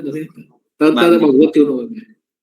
thì ở con chơi rồi bà chẳng người tệ tôn nâng cầm thi hay nâng phèn ca thải cá giờ người phứ đặt đôi bị sông tàu của nó và tối nay đúng rồi bọn đặt đôi bị sông mà này phải trong khai bày nâng ở trong khai bày thế nè nâng và mỗi tiết sinh nông cô chăm chui với chọc mà cái chọc đời tru chấm riêng mình nâng mà xa tiết tiết tôm nâng xe cùng ru tụ tọt ai cái xa xây đời tru bốn con na sống chuyện tru thay tiết chui cái chọc mà họ con tru bà ở con chơi của con bà tụi giờ kịch chung đấy cứ nó không đồng bòn mỗi thứ mấy rồi miền ai cái xa và năng nghề nè và khai ta trai ở hỏi anh bên ai cái xa kế nè nó về đây làក្រុមហ៊ុនឯករាជ្យឬក៏ខាងសាធារណកម្មផ្ទៃក្នុងក៏ចុះទៅពិនិត្យមើលឯកសារទូទាត់ទាក់ទងនឹងកិច្ចបញ្ជីការផ្សេងៗទៅមើលចរន្តនៃការចាយថវិកាអស់លីងបាទប៉ុន្តែដល់ពេលមើលឯកសារអស់លីងដែរបាទមិនន័យថាអត់មានលីងហ្មងអូខេអរគុណច្រើនលោកគ្រូអរគុណលោកគ្រូខ្ញុំសូមចូលរួមសូមបានជើញលោកដូចជាជួយពាក្យគាត់នឹងសាលាខ្ញុំជាសាលាថ្មីសម្រាប់ការបង្វឹកនេះឆ្នាំមានន័យថាគឺជាសាលាដែលទទួលបានថវិកានៅឆ្នាំនឹងហើយក៏ពាក្យគាត់នឹងអ្វីទាំងអស់នោះដែលលោកគ្រូបានលើកឡើងខ្ញុំទទួលបានហើយពាក្យគាត់នឹងពាក្យស្នើសុំមកបាត់គាត់1បាត់គាត់2ដល់4ហ្នឹងទទួលបានហើយគាត់ថាពាក្យគាត់នឹងឯកសារទូទាត់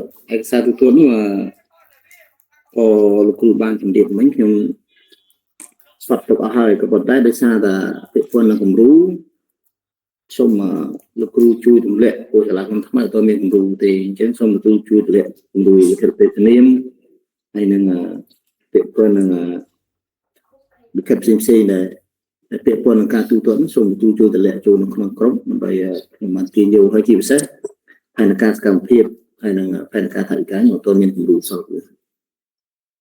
បាទអរគុណគ្រូនៅខេត្តណាគ្រូភាព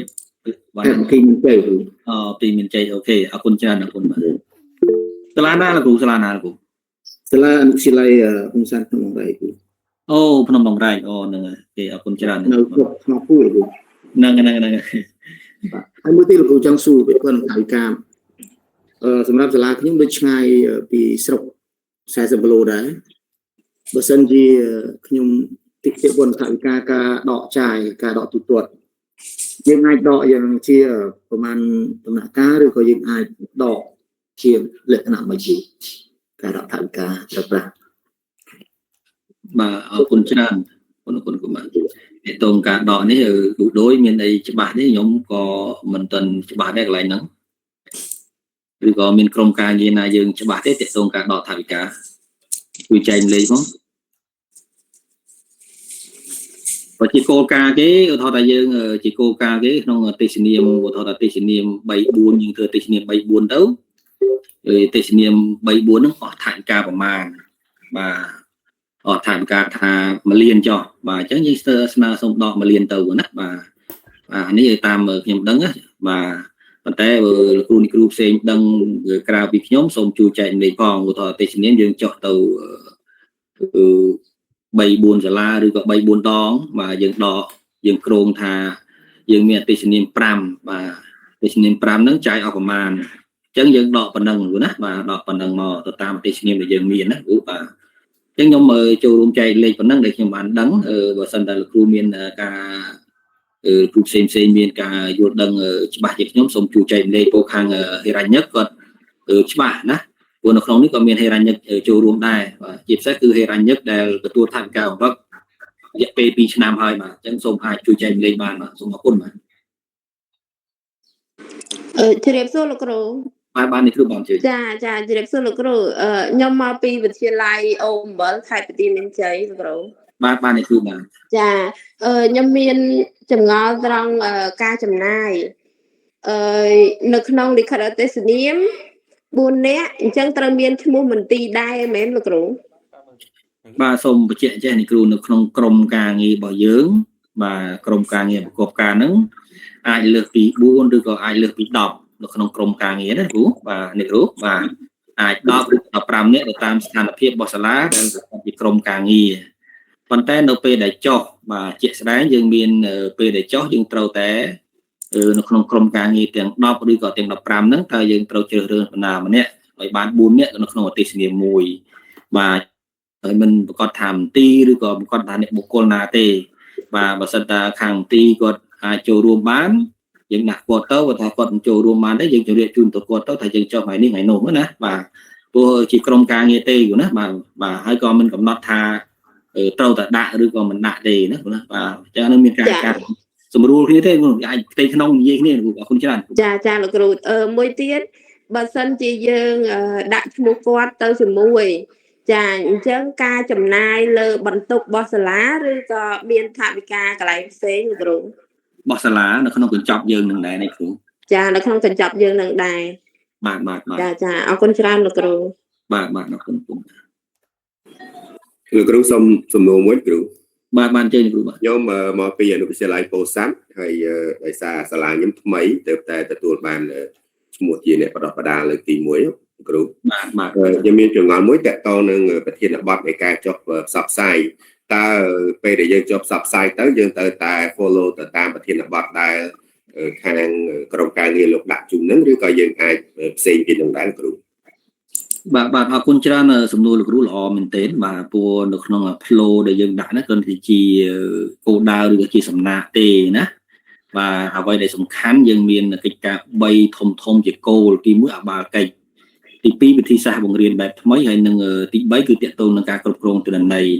ប៉ុន្តែបើសិនតែគ្រូមានសាលាដែលយើងចុះទៅបង្វឹកនោះក៏ចង់ដឹងរឿងរ៉ាវផ្សេងគឺនៅក្នុងរង្វង់នឹងដែរណាបាទมันអាចប្រឆាំងពីវិធានបទនឹងទេបាទណាគ្រូណាបាទប៉ុន្តែអ្វីដែលជាប្រយោជន៍ដល់សាលាអ្វីដែលជាប្រយោជន៍ដល់គ្រូអ្វីជាប្រយោជន៍ដល់សិស្សយើងអាចចែកម្លែកបានគ្រូណាបាទគ្រូតើហ្នឹងណាបាទអរគុណបាទគ្រូបាទ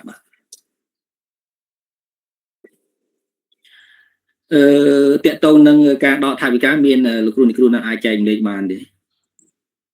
អាចបន្ថែមទៅលើខ្ញុំបានចែកលេខមិញ ជ្រាបសួរលោកគ្រូ បាទ ចាខ្ញុំធ្លាប់បានទៅសិក្ខាសាលានៅសៀមរាបដែរចំពោះការដកថវិកា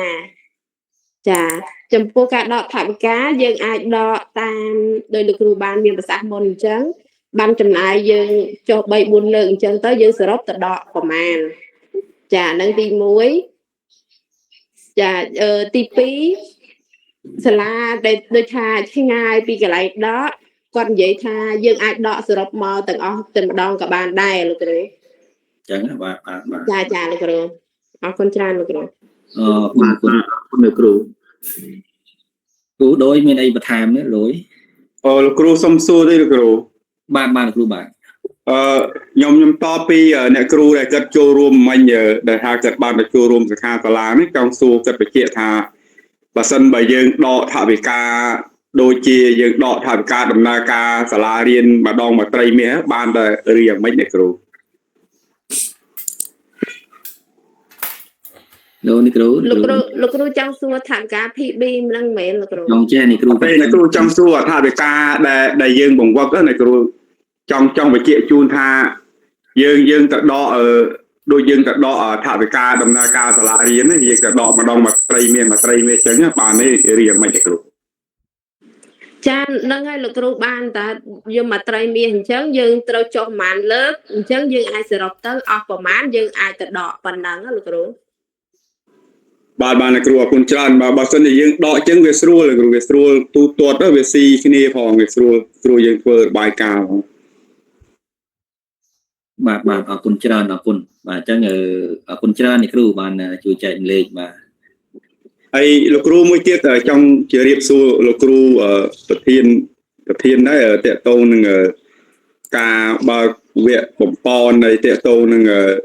ការប្រើប្រាស់នឹងទូទាត់អីអានេះគេអាចឆាប់ទេឬយ៉ាងម៉េចលោកគ្រូ បាទអរគុណច្រើនអ្នកដែលរៀបចំវគ្គនៅនេះឯងបើតាមព័ត៌មានគេក្រមនឹងបើកវគ្គឆាប់ដែរប៉ុន្តែមិនដឹងថាថ្ងៃណាដែរឬជួនកាលអាចចុងខែណាអាចចុងខែ 5 ឬមួយក៏ដើមខែ 6 ណាបាទនៅតាមព័ត៌មានណាបាទអញ្ចឹងបើសិនតែយើងរងចាំในការបើកវគ្គទៅធ្វើឲ្យសាលាដែលទទួលបានថវិកាបង្វឹកសម្រាប់ជីបឬក៏ជីប AS ហ្នឹងមានការយឺតយ៉ាវក្នុងការចាយថវិកាអញ្ចឹងបានខាង នាយកដ្ឋានមធ្យមក៏ដូចជាលោកគ្រូមាសដូចបានឲ្យយើងមកផ្សព្វផ្សាយមុនដើម្បីថា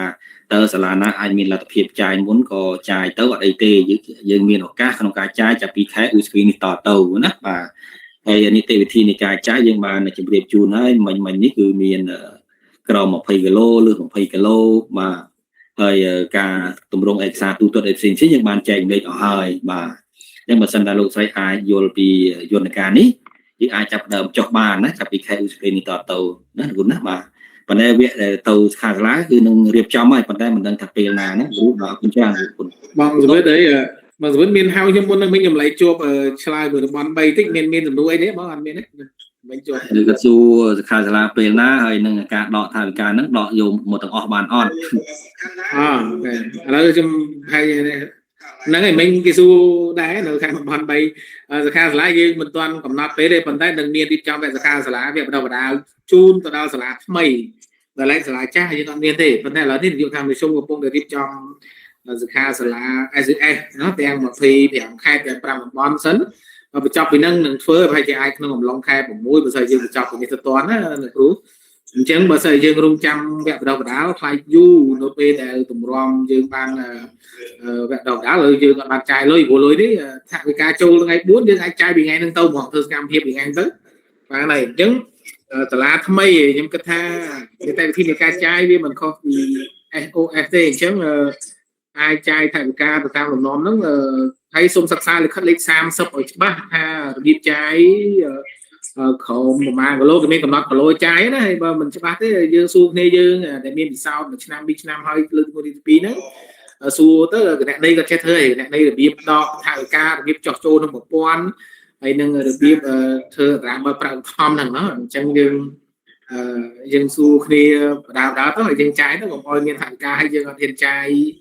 យើងទុកចោលក្នុងកុងហ្នឹងឬក៏យើងដកថវិកាមកដាក់នៅសាលាវាបាត់បង់ណាអញ្ចឹង សូមដំណើរការចាយទៅចំពោះសាលាចាស់ហ្នឹងក៏ចាយបានដែរបើសាលាថ្មីខ្លះយើងមិនចេះចាយមិនចេះធ្វើឯកសារចាយទេប៉ុណ្ណឹងទេប៉ុន្តែបើចេះក៏ចាយទៅទី2ថវិកាយើងគិតថាបើសាលាធំមានទូដែកមានអីមានសុវត្ថិភាពអាចដកបន្ទុកនៅសាលាប៉ុន្តែបើមិនមានសុវត្ថិភាពទេដោយសារយើងសាលាខ្លះអនុវិទ្យាល័យតូចជាងទៅវាយើងដកថវិកាមកច្រើនយើងមិនអាចមានសុវត្ថិភាពក្នុងការទុកដាក់សាច់ប្រាក់បាត់បង់ទេនៅពិបាកនយោបាយសាលាឬអ្នកដីហ្នឹងអ្នកសងគេទៀតអញ្ចឹងដោយសងគេអញ្ចឹងមកជៀសវាងយើងមានតារាង Excel បងវិទ្យាតារាង Excel សម្រាប់ថវិកាយើងត្រូវចាយប្រហែលឧទាហរណ៍ខែ5ហ្នឹងយើងត្រូវចាយ5ទេសនាមហ្នឹងអស់1លានអញ្ចឹងយើងដកតែ1លានសម្រាប់ទូទាត់នឹងសិនទៅបានហើយណាសម្រាប់មួយខែហ្នឹងខែក្រោយយើងទៅដកមកទៀតមកយើងក្រុងថវិកាមកយើងដកមកព្រោះហ្នឹងថវិការបស់សាលាយើងឲ្យប៉ុន្តែដែលគេមិនចង់ឲ្យដកមកទាំងអស់នេះខ្លាចវាមិនមានសុវត្ថិភាពថវិកានៅពេលដែលយើងទុកដាក់ឬក៏ចាយជ្រុលអីចឹងទៅណាអញ្ចឹងដល់ពេលគេចុះធ្វើការអត់មានលុយឲ្យគេអញ្ចឹងយើងអាចដកទៅតាមខែម្ដងទៅតាមផែនការថវិការបស់យើងបានដែរអរគុណបងខ្ញុំចូលរួមប៉ុណ្ណឹងសិនបាទបាទអរគុណច្រើនដោយអរគុណដល់លោកគ្រូនីគ្រូដែលបានចូលរួមបាទអញ្ចឹងទាក់ទងនឹងការដកថវិកាការចាយយើងបានចែកលេខនេះអស់ហើយលោកគ្រូនីគ្រូផ្សេងទៀតមានអីជាសំណួរឲ្យលើកឡើងបានយើងម៉ោង10ហើយយើងចាប់ផ្ដើមមិញម៉ោង8កន្លះបាទរយៈពេលជិត1ម៉ោងកន្លះហើយណា1ម៉ោងកន្លះបាទសូមជម្រាបសួរបាទសូមជម្រាបសួរខ្ញុំខាងស្រះរៀងសូមឆ្ងល់បន្តិចបាទបានចេញបងលោកគ្រូនិយាយពីខាងដើមថាក្នុងលិខិតទេសនាមយើងដាក់4នាក់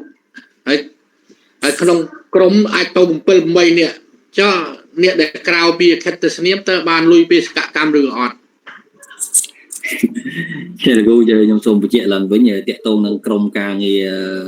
ប្រកបការយើងអាចដាក់ច្រើនបានណាអាចដាក់10នាក់ឬក៏5 10នាក់នៅក្នុងក្រុមការងារក្នុងប្រកបការប៉ុន្តែនៅពេលដែលចុះជាក់ស្ដែងយើងជ្រើសរើសនៅក្នុងក្រុមការងារទាំង10ឬក៏ទាំង15តែ4នាក់ទេក្នុងអតិសនាមមួយណាគ្រូណាបាទហើយលោកគ្រូថាសួរថាតើអ្នកដែលមានក្នុងអតិសនាមបានលុយអត់អាហ្នឹងផ្ទៃក្នុងរហូតគ្រូទេណានឹងចម្លើយតែប៉ុណ្ណឹងលោកអរគុណច្រើនលោកអរគុណអញ្ចឹងបើគេអត់បានប្រាក់គេមិនទៅចាហើយបើប្រាក់បាន4នាក់បានតិចមួយអញ្ចឹងបើបីចែកទៅអ្នកផ្សេងទៀតអត់តែតិចថែមទៀតអញ្ចឹងគេអត់ទៅទេតាមមើលអញ្ចឹងបើទេសនាម4នាក់គេទៅតែ4ប្រហែល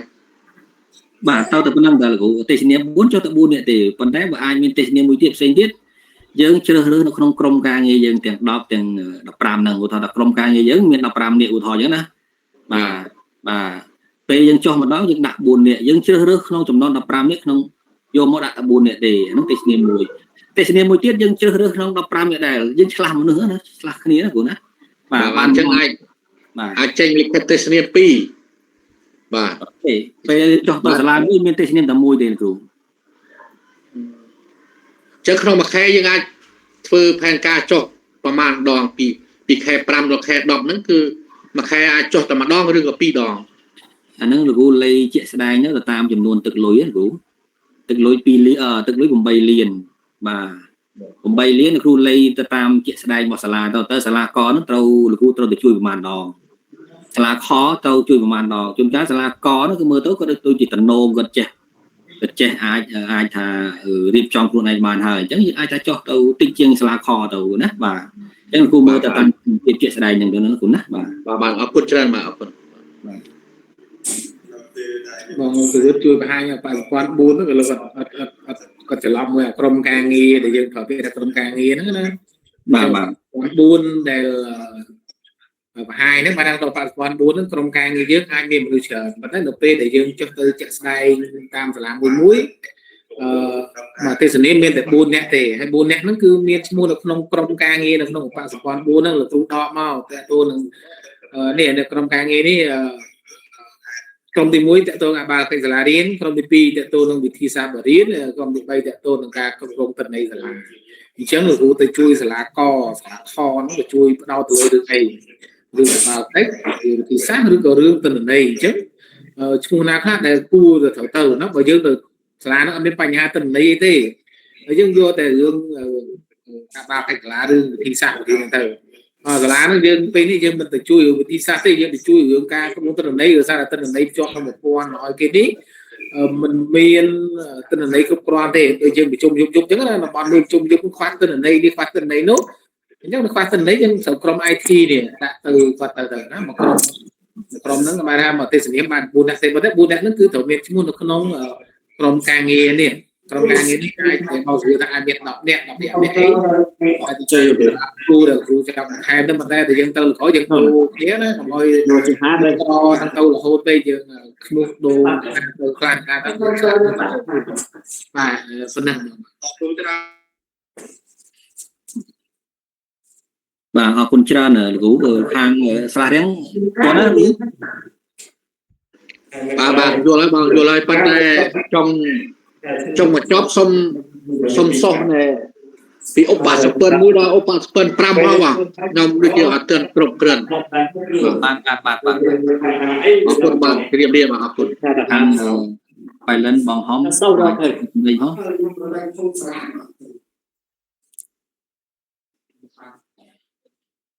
លោកគ្រូខ្ញុំខាងអនុវិទ្យាល័យកុយម៉ៃលោកគ្រូសូមជួយទម្លាក់ឯកសារចំណាយផងព្រោះខ្លាចខ្វះខាតលោកគ្រូបាននេះគ្រូអត់អីទេគ្រូបាទ ចំណាយថវិកាចាអរគុណលោកគ្រូ បាទ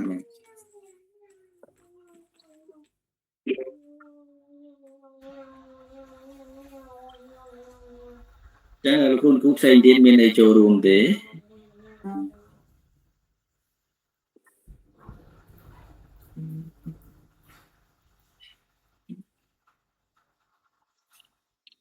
គ្រូមានអីចូលរួមទេគ្រូអស់ហើយបងអស់ហើយខាងបងប៉ុនខាងបៃលិនបងមានអីចូលរួមបងអត់មានរួមបាទដូចជាអស់សេចក្តីឯងគ្រូបានបញ្យល់មកបាយអស់ខាងពោធិ៍សាត់បងចាត់ បាទបងបាទអត់មានបញ្ហាទេបងហ្នឹងឯកសារទុកដាក់លើបងហើយប្រមូលឯកសារ បាទបងបាទពាក់តឯកសារចង់ជម្រាបសួរបងមកតិចដែរបងដោយសារតែនេះសួរអង្គប្រជុំតែម្ដងខ្ញុំថាតាមជាប់ទាំងសួរសាលាខ្លះគាត់ការបច្ឆេទហ្នឹងគាត់ចុះរួចបាត់ហើយចឹងបងដោយអាចមានការលំបាកខ្លាំងក្នុងការធ្វើដំណើរទៅសុំសញ្ញាឯកសារថ្មីចឹងបងទៅយើងអាចលោកពេកបានទេបងអធិស្ឋានបងបាទ ចេះទៅយល់ល្អយើងដាក់ទេសនាមទៅធ្វើការប្រយោជន៍ណាបាទតែយើងជួយអីផ្សេងនោះប៉ុន្តែយើងគុំថាដាក់ទេសនាមទៅចុះកិច្ចព្រមព្រៀងយើងដាក់ធ្វើការវិញអូបាទអរគុណបងអញ្ចឹងបាទអញ្ចឹងអាចសេវលាអាចរៀងយូរបន្តិចនៅក្នុងការរៀបចំផ្សាយឯកសារជូននាយកដ្ឋានបងដោយសារយើងរៀបចំចុះដើម្បីសញ្ញាណាបងនេះទៅមិនបានពាក់ណាខែនេះទៅ បាទអរគុណបងបាទលោកប្រធានខ្ញុំសូមជម្រាបសួរបន្តិចថាបើសិនជាលិខិតកិច្ចសន្យាហ្នឹងកិច្ចសន្យាហ្នឹងយើងដាក់ថ្ងៃទី6ខែមេសាបានទេលោកប្រធានដូចខ្ញុំបានបញ្ជាក់ជូនហ្នឹងគ្រូសូមត្រឹមថ្ងៃ4គ្រូអញ្ចឹងត្រូវកែអញ្ចឹងអរគុណលោកប្រធានអរគុណអូខេអរគុណច្រើនខាងវងឆ្នាំងរតនៈ អត់មានទេបងខ្ញុំដាក់បានទេប៉ុន្តែលើគ្រូក្នុងខេត្តកំពង់ឆ្នាំងសាលាបង្វឹកនឹងក៏ស្ដាប់បានអត់គ្រប់ហើយហើយបងអូខេខាងទីជ័យបងនិយាយប្រហែលម៉ាត់សំបីក្អកខ្ញុំដាក់ក្អកដែរខ្ញុំកត់អស់គឺក៏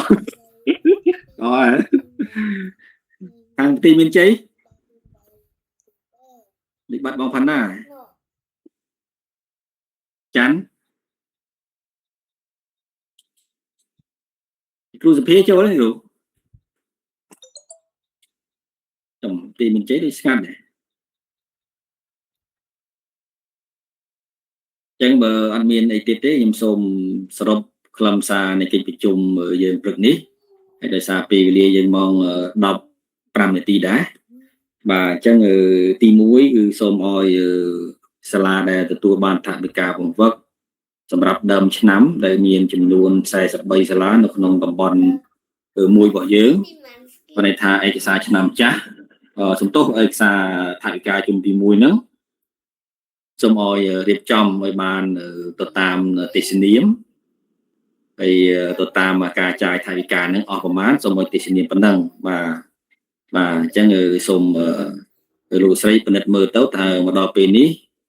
ការចាយថវិកាឆ្នាំចាស់ដែលពីដើមឆ្នាំរហូតដល់ដើមខែ4ថ្ងៃទីដើមខែ4សប្តាហ៍ទី1ហ្នឹង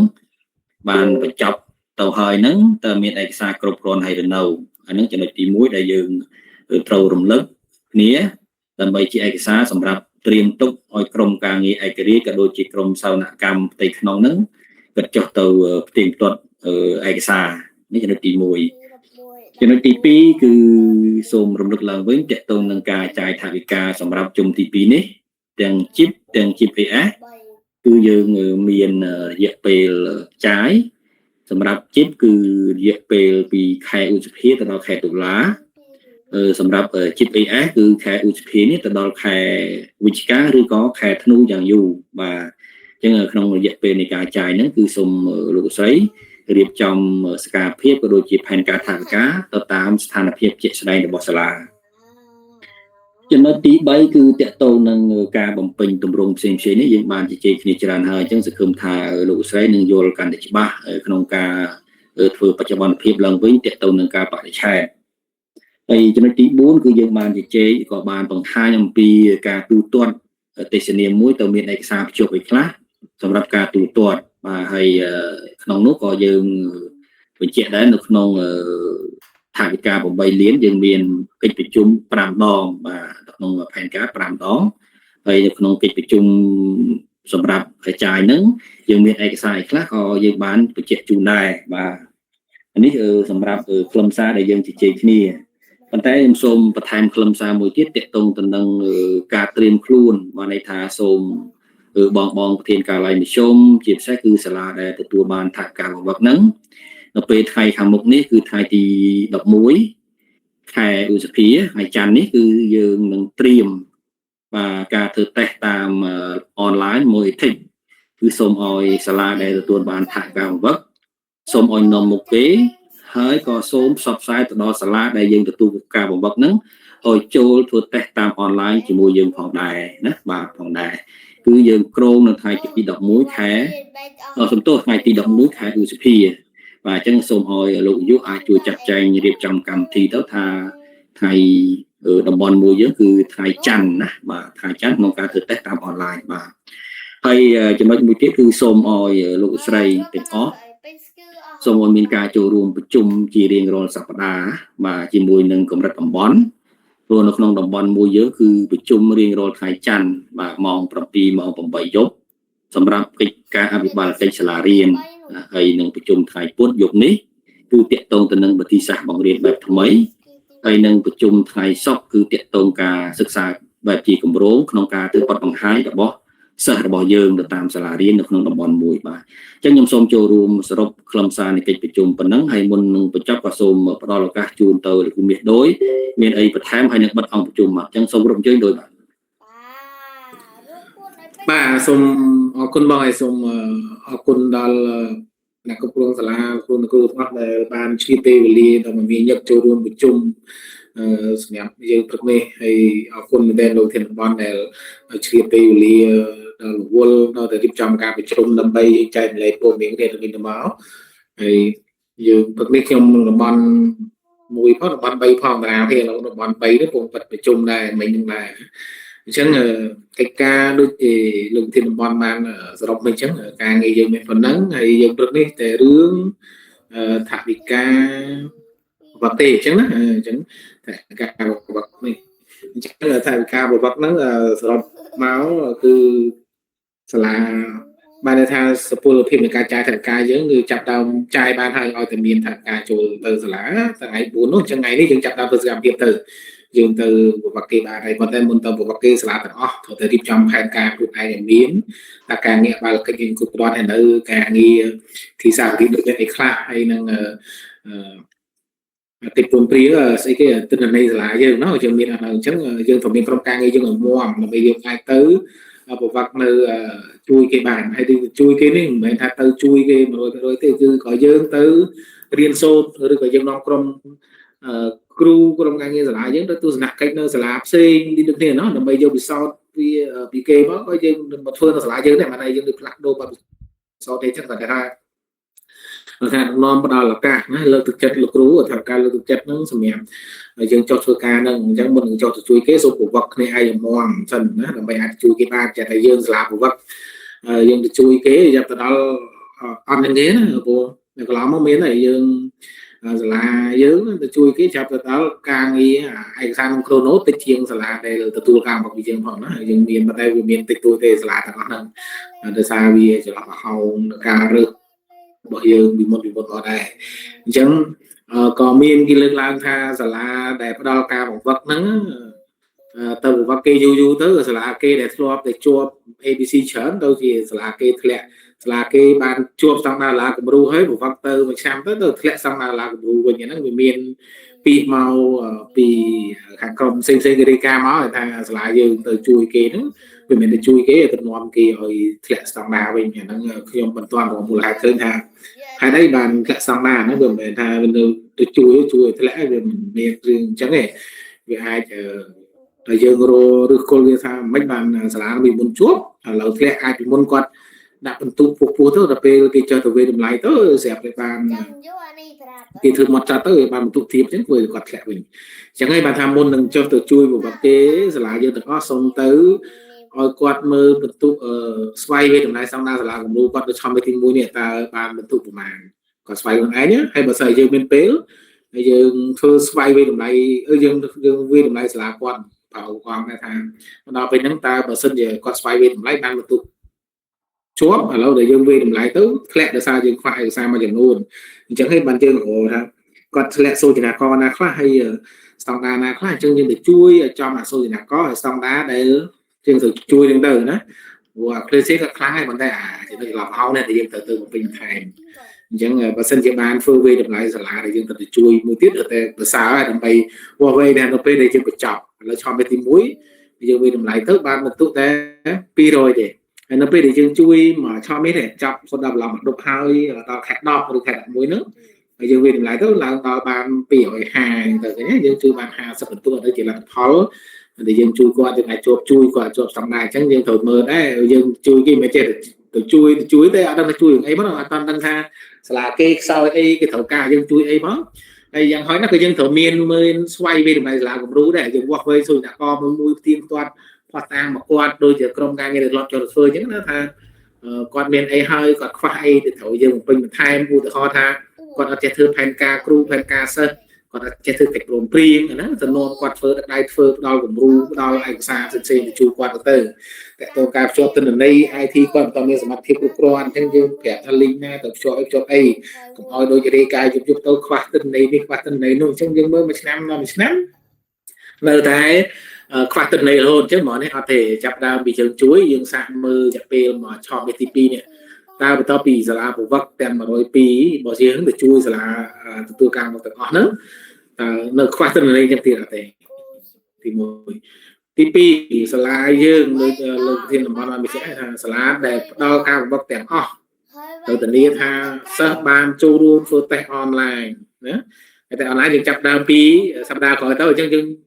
từ với bọn poster ở châu luôn đối online này hay online nó cái cầm nót không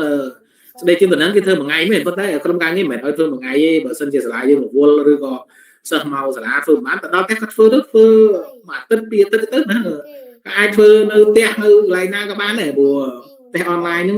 nó lo máu tam nè can em nó có tha chúng cá sơ nó máu pin đọc chụp hết nơi phơi làm mình dùng nó phơi kèm đọc đo đó hayបើសិនជាសំណួរនៅក្នុងនឹង30ក៏ធ្វើ15ដង30នឹងគាត់ចេះទាំង30សំណួរតែបើយើងធ្វើម្ដងយើងkhôngអាច5សំណួរ10សំណួរទេម្ដងពីរដងហ្នឹងប៉ុន្តែគាត់ធ្វើកាន់តែច្រើនគាត់សំណួរវាវិលចុះវិលឡើងហូតអញ្ចឹងគាត់ធ្វើកាន់តែច្រើនគាត់យល់ដឹងពីសំណួរនឹងកាន់តែច្រើនអាហ្នឹងគេឲ្យសិស្សរៀនណាចាំបើមួយខែគាត់ចេះធ្វើ30សំណួរហើយចេះ10ខែទៅ300សំណួរអញ្ចឹងចំណេះដឹងគាត់កើនបន្ថែមទៀតហើយអញ្ចឹងមិនអោយមានដាក់ទៅក្នុងសេចក្តីជួយដំណឹងមួយថ្ងៃលោកគ្រូឲ្យធ្វើតែមួយថ្ងៃហ្នឹងស្អែកឡើងជួយធ្វើអញ្ចឹងធ្វើទៅមួយថ្ងៃហ្នឹងយើងធ្វើជា model ជាគំរូមួយនៅសាលារបស់យើងមានទីតាំងមានគ្រូមានចំស្រួលហើយសិស្សណាដែលមិនបានធ្វើឲ្យគាត់បន្តធ្វើទៅនៅកន្លែងប្រមូលផ្ដុំនៅផ្ទះនៅកន្លែងផ្ទះគាត់នៅឬប្រមូលផ្ដុំកន្លែងណាមួយព្រោះនៅសាលាពេលខ្លះមិនមានសេវាគ្រប់គ្រាន់ទេសាលាយើងមានសេវា 2ចឹងទៅដល់សិស្សគាត់នៅផ្ទះគាត់នោះដល់2មានគាត់មាន97គាត់ប្រើ97យើងយកមកសាលាប្រើការដែរហ្នឹងក៏ជាបញ្ហាដែរអញ្ចឹងបានថាយើងត្រូវដល់ឱកាសគាត់ថាឥឡូវបើមកសាលាមកមានសេវាទេដល់តែអីយើងប្រើប្រព័ន្ធណាដែលមានសេវាប្រើហ្នឹងចូលធ្វើតេស្តទៅយើងគ្រាន់តែណែនាំជារួមនៅសាលាហ្នឹងណាថ្ងៃមួយថ្ងៃហ្នឹងគឺយើងណែនាំពីរបៀបចូលរបៀបអីគាត់យល់ហើយគាត់ទៅធ្វើទៅណាធ្វើទៅមិនឲ្យតែបានទិន្នន័យចូលទៅក្នុងប្រព័ន្ធរបស់យើងណាអញ្ចឹងមួយថ្ងៃដែលគេឲ្យហ្នឹងគឺជាថ្ងៃដែលគេកំណត់ថាសាលានៅក្នុងតំបន់មួយហ្នឹងត្រូវតែធ្វើការប្រជុំណែនាំឲ្យសិស្សមកធ្វើជា model ជាគំរូមួយនៅក្នុងសាលាហើយណាដែលមិនទាន់ធ្វើបានទៅធ្វើបន្តនៅផ្ទះនៅកន្លែងផ្សេងៗទៅបាទហ្នឹងតកតងនឹងសាលាដែលយើងផ្ដល់ការអនុវត្តត្រូវតែឈានមុខគេតកតងនៅលើការធ្វើតេស្តធ្វើអីកុំឲ្យមកដល់ពេលនេះហើយសាលាផ្ដល់ការអនុវត្តចូលធ្វើតេស្តម្នាក់យើងមើលទៅម្នាក់ហើយម្នាក់ហ្នឹងណាគេគ្រូទៀតចូលម្នាក់មានម្នាក់ណាវាខ្វះគេដែរហើយយើងអនុវត្តប្រងនេះគេស្រាប់មានសិស្សគេចូលបាន 50% ហើយសិស្សយើងចូលម្នាក់ហើយម្នាក់នោះទៅឆែកមើលទៅគ្រូផងបាទអញ្ចឹងសូមពង្រឹងចូលរួមធ្វើកិច្ចការតេស្តអនឡាញនឹងទាំងអស់គ្នាមួយទៀតសាលាទាំងអស់ដែលទទួលបានថវិកាសូមមើលលិខិតទី30 40ឡើងវិញណាសាលាចាក់ឲ្យបើថាយកច្បាស់ទៅមើលតើតើនឹងការចាយថវិកាមួយពេលក៏មួយពេល 20000 មួយពេលយើងត្រូវច្បាស់មួយពេលគេគិតមិនមួយពេលមួយថ្ងៃមានប៉ុន្មានពេលមួយថ្ងៃ2ពេលហ៎ព្រឹកមួយពេលសៀលមួយពេលបើស្អីយើងទៅជួយសាលានឹងមួយពេលគឺបានតែ 20000 ទេក៏ប៉ុន្មានក៏20 គីឡូទៅអញ្ចឹងត្រូវមានកម្មវិធីការងារត្រូវមានរបាយការណ៍បញ្ជីវត្តមានបើយើងទៅមួយថ្ងៃបើយើងទៅកុំឲ្យខាតយើងទៅឲ្យខាតអីដាក់2ពេលទៅព្រឹកមួយងាយមួយទៅបាទ2ពេលហើយប៉ុន្តែត្រូវមានកម្មវិធីសម្រាប់ព្រឹកធ្វើអីម្សៀលធ្វើអីបញ្ជីវត្តមានត្រូវមានព្រឹកមានម្សៀលណាហើយរបាយការណ៍ត្រូវសេព្រឹកល្ងាចទៅតាមកម្មវិធីដែរអញ្ចឹងអាហ្នឹងគឺសុំសាលាអស់ចុះទៅតិចចុះទៅដល់ចាយទៅ 20000 ហ្នឹងអាហ្នឹងខ្ញុំមិនរៀនថាឲ្យចាយលុយហ្នឹងឲ្យអស់មិនថាយើងឲ្យចេះធ្វើឯកសារហ្នឹងផងកុំឲ្យយើងចុះទៅសាលាឆ្ងាយចាប់ចុះទៅបានតែប៉ុណ្្នឹងថាការវិតិចបើយើងទៅមុំយើងទៅដល់យើងធ្វើព្រឹកខ្លះហើយសៀលធ្វើ1ម៉ោង 2 ម៉ោងទៀតទៅបានហើយយើងបានធ្វើមួយថ្ងៃឯងព្រឹកធ្វើមួយព្រឹកទៅហូបបាយហើយល្ងាចត1ម៉ោង 2 ម៉ោងជួយគាត់ហើយចាំយើងទៅផ្ទះវិញទៅអាហ្នឹងយើងធ្វើប៉ុន្តែសេកម្មវិធីឲ្យវាឆ្លើយតបដែរណាបញ្ជីវត្តមានក៏ត្រូវតែមានព្រឹកល្ងាចរបាយការណ៍ក៏ត្រូវតែមានព្រឹកល្ងាចដែរហើយសាលាថ្មីកុំបារម្ភយើងនឹងមានវគ្គបណ្ដុះបណ្ដាលយើងចេះចំណាយប៉ុន្តែអាចយឺតបន្តិចអញ្ចឹងសូមអធិស្ឋានដែរអញ្ចឹងឲ្យបន្តបើសិនជាមានលទ្ធភាពក្នុងការចាយថវិកានឹងបានសូមចាយបណ្ដាទៅទៅស៊ូបទពិសោធន៍ពីសាលាចាស់ទៅហើយយើងមានក្រុមមួយដែលគេដាក់400សាលាណា410សាលាអញ្ចឹងលោកគ្រូវាយពាក្យ410ពីដើមទៅនឹងឃើញបើសិនជាសាលាទាំងអស់មិនតាន់បានចូលសាលាណាមួយមិនតាន់បានចូលក្នុងក្រុមហ្នឹងសូមជួញក្រុមហ្នឹងទៅដើម្បីយើងទទួលបានព័ត៌មានផ្សេងពីក្រុមដែរណាខ្ញុំបានទទួលព័ត៌មានពីលោកគ្រូឬលោកគ្រូមានចង្អុលអីអាចសួរហ្នឹងទៅយើងឆ្លើយឆ្លងទេទៅក្នុងក្រុម410សាលាហ្នឹងទៅណាអញ្ចឹងហើយថវិកាទាំងអស់$2000 8 លានរៀលនេះបងស្រួលបានបញ្ជាក់បើតែសូមរំលឹកបន្តទៀតថាយើងចាយពីខែឧសភានេះទៅដល់ខែតុលាដំណើរខេត្តតុលាសម្រាប់សាលាជីបហើយជីប AS ចាយដល់ខែវិច្ឆិកាទៅដំណើរខែវិច្ឆិកាទៅដើម្បីយើងសល់ពេលយើងធ្វើឯកសារដោយសារតែសាលាជីបហ្នឹងវាអាចចាប់គម្រោងមុនជីប AS អញ្ចឹងហើយបានយើងឲ្យចាប់ត្រឹមខែតុលាទៅដើម្បីយើងរៀបចំឯកសារហើយដាក់ជូនមកខាងគម្រោងបានតាន់ទេเนาะអញ្ចឹងយើងមានពេលប៉ុណ្ណឹងដឹងហើយតែគ្រូអាចកណនាបានថាពេលណាចាយបានពេលណាគូចាយពេលណាមិនគូចាយណាហើយពេលវាកងយើងអាចចាយបានពេលវាកងស្រួលចង់ធ្វើសកម្មភាពទៀតហ្នឹងទៅជួយគ្នាពេញដៃពេញជើងហ្មងបានហើយយើងទៅចោលសាលាយើងក៏ប៉ះពាល់គ្នាយើងនេះយើងជួយគេនោះក៏ប៉ះពាល់សិស្សយើងហ្នឹងដែរបាទខ្ញុំដូចជាមិនមានអីច្រើនទេដោយសារតែបងសុគតគាត់បានលំអិតអស់ហើយនៅក្នុងកិច្ចការហ្នឹងហើយបើសិនជាយើងមានចម្ងល់អីយើងអាចសួរគ្នាបន្ថែមក្រោយទៅហើយលោកគ្រូដែលច្បាស់ហើយលោកគ្រូអាចចេញមុនក៏បានដែរនេះនៅសួរតាមបន្តក្រោយទៀតទៅឬអាចសួរនៅក្នុងក្រុម410វិញក៏បានដែរបាទសូមអរគុណច្រើនដែលជួយទៅបងសុគតនេះសូមអរគុណបាទសូមអរគុណច្រើនចំពោះលោកគ្រូមាសដោយតំណាងយុវដ្ឋានមធ្យមហើយក៏ជាអ្នកបច្ចេកទេសក្នុងការជួយសម្របព្រួលឬកិច្ចប្រជុំក៏ដូចជាកិច្ចការមួយចំនួនបាទអញ្ចឹងដោយសារពេលវេលាក៏សូមថ្លែងអរគុណដល់លោកគ្រូមាសដោយហើយនឹងបងដែលជាប្រធានការឡើងមធ្យមតំណាងការឡើងមធ្យម ហើយនឹងលោកស្រីដែលជាគណៈនាយកគ្រូទាំងអស់ដែលមានវត្តមាននៅទីនេះហើយសង្ឃឹមថាកិច្ចការហ្នឹងយើងអាចថាកំណត់យ៉ាងយូរត្រឹមពាក្យកណ្ដាលខែឧបសភាទាក់ទងទៅនឹងការធ្វើបច្ចុប្បន្នភាពរដ្ឋឯកសារផ្សេងហើយបញ្ជូនមកការឡើងប្រជុំឲ្យបានទាន់ពេលវេលាបាទជាពិសេសគឺសូមបងការឡើងប្រជុំជួយសម្របសម្រួលបំពេញបន្ថែមនៅសាលាណាដែលមិនទាន់បានចូលរួមស្ដាប់ណាបាទជួនកាលក៏បានចូលរួមអញ្ចឹងមានតែបងការឡើងប្រជុំទេដែលជួយបំពេញបន្តទាក់ទងទៅនឹងការសម្របសម្រួលទីឯកសារពីសាលាវិញបាទឃើញដូចមានអីបន្ថែមឬមួយក៏ខ្ញុំកំណត់ថ្ងៃ15ហ្នឹងវាភ្លេចហ្នឹងហើយភ្លេចរឿងទាគាត់ឡើយយើងភ្លេចរឿងទាអញ្ចឹងហ្នឹងហើយតិចបងបញ្ជាក់ចឹងឥឡូវខ្ញុំបញ្ជាក់បន្តពីលើទៀតថាដូចបងសួរបញ្ជាក់សូមបងដែលតំណាងមន្ទីរបានអញ្ជើញចូលរួមសូមជួយប្រមូលឯកសារទាំងអស់ពីតាមសាលាមានសំណើសុំថវិកាឧបករណ៍1 2 3 4ហ្នឹងផ្ញើមកខាងយុធធម្មជុំផងព្រោះឥឡូវនេះយើងបានទទួលថវិកាប៉ុន្តែយើងមិនទាន់មានឯកសារផ្ដល់ទៅយុធធម្មទេយើងនៅជាពាក់គេណាឥឡូវគុំកើតមុននៅយើងស្នើសុំទេតម្លាក់មុនព្រោះកន្លែងយឺតយើងអត់មានពេលសម្រាប់ធ្វើការងារទេអញ្ចឹងបានគេតម្លាក់ថវិកាឲ្យហើយខ្ញុំជាអ្នកប្រមូលឯកសារហ្នឹងពីតាមមន្ទីរផ្សេងមកអញ្ចឹងស្នើសុំបងដែលជាតំណាងមន្ទីរកាលប្រជុំបានចូលរួមនោះជួយប្រមូលឯកសារពីតាមសាលាទាំងអស់សុំយកតែមួយច្បាប់មកបានហើយពីសាលាហើយក្រៅពីនោះសាលាធ្វើខ្លួនឯងកិច្ចព្រមព្រៀងរវាងសាលាហើយសាលានោះធ្វើបានច្បាប់ធ្វើទៅប៉ុន្តែយើងអាចទុកឲ្យមន្ទីរមួយច្បាប់ទៅយើងទៅសាលាដល់ការទទួលការវឹកវាមួយច្បាប់ដែរទៅព្រោះនៅពេលដែលគេអូឌីតគេទៅអូឌីតទាំងអស់ទាំងសាលាទទួលការវឹកទាំងសាលាផ្ដល់ការវឹកអញ្ចឹងឯកសារហ្នឹងឲ្យដាក់ deadline នេះបងសវុតហ្នឹងត្រូវហើយណា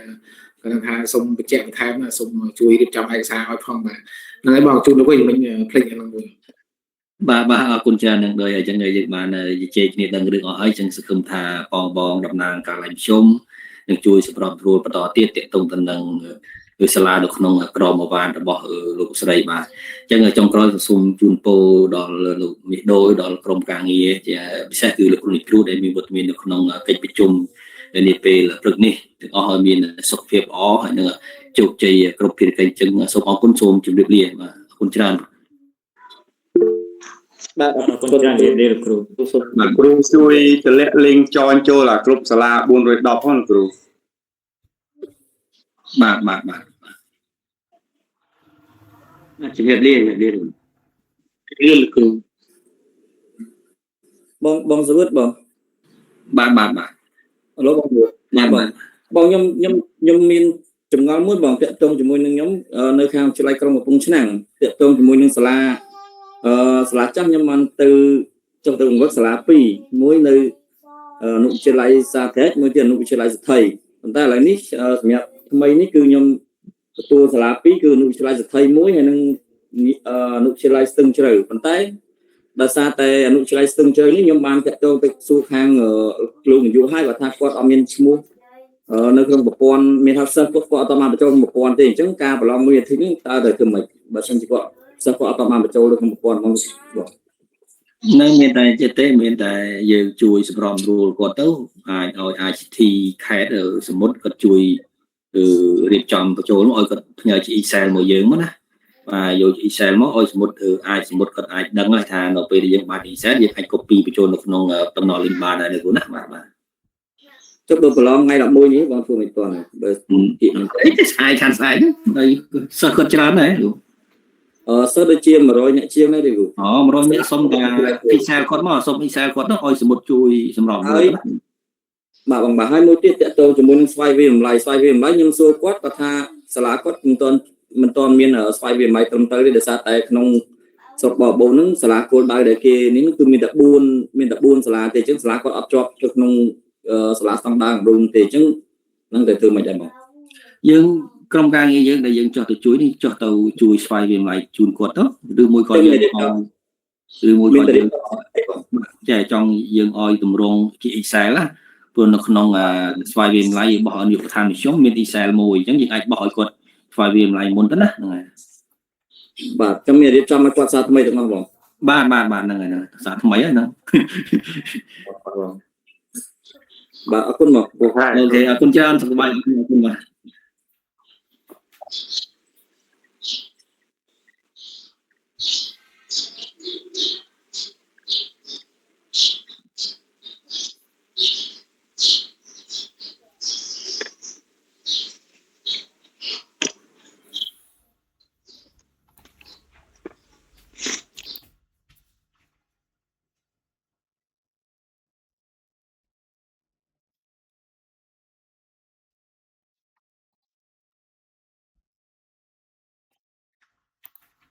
មិនអានចាំបាច់តែប្រាប់ចាំអានមកដៃតែហ្នឹង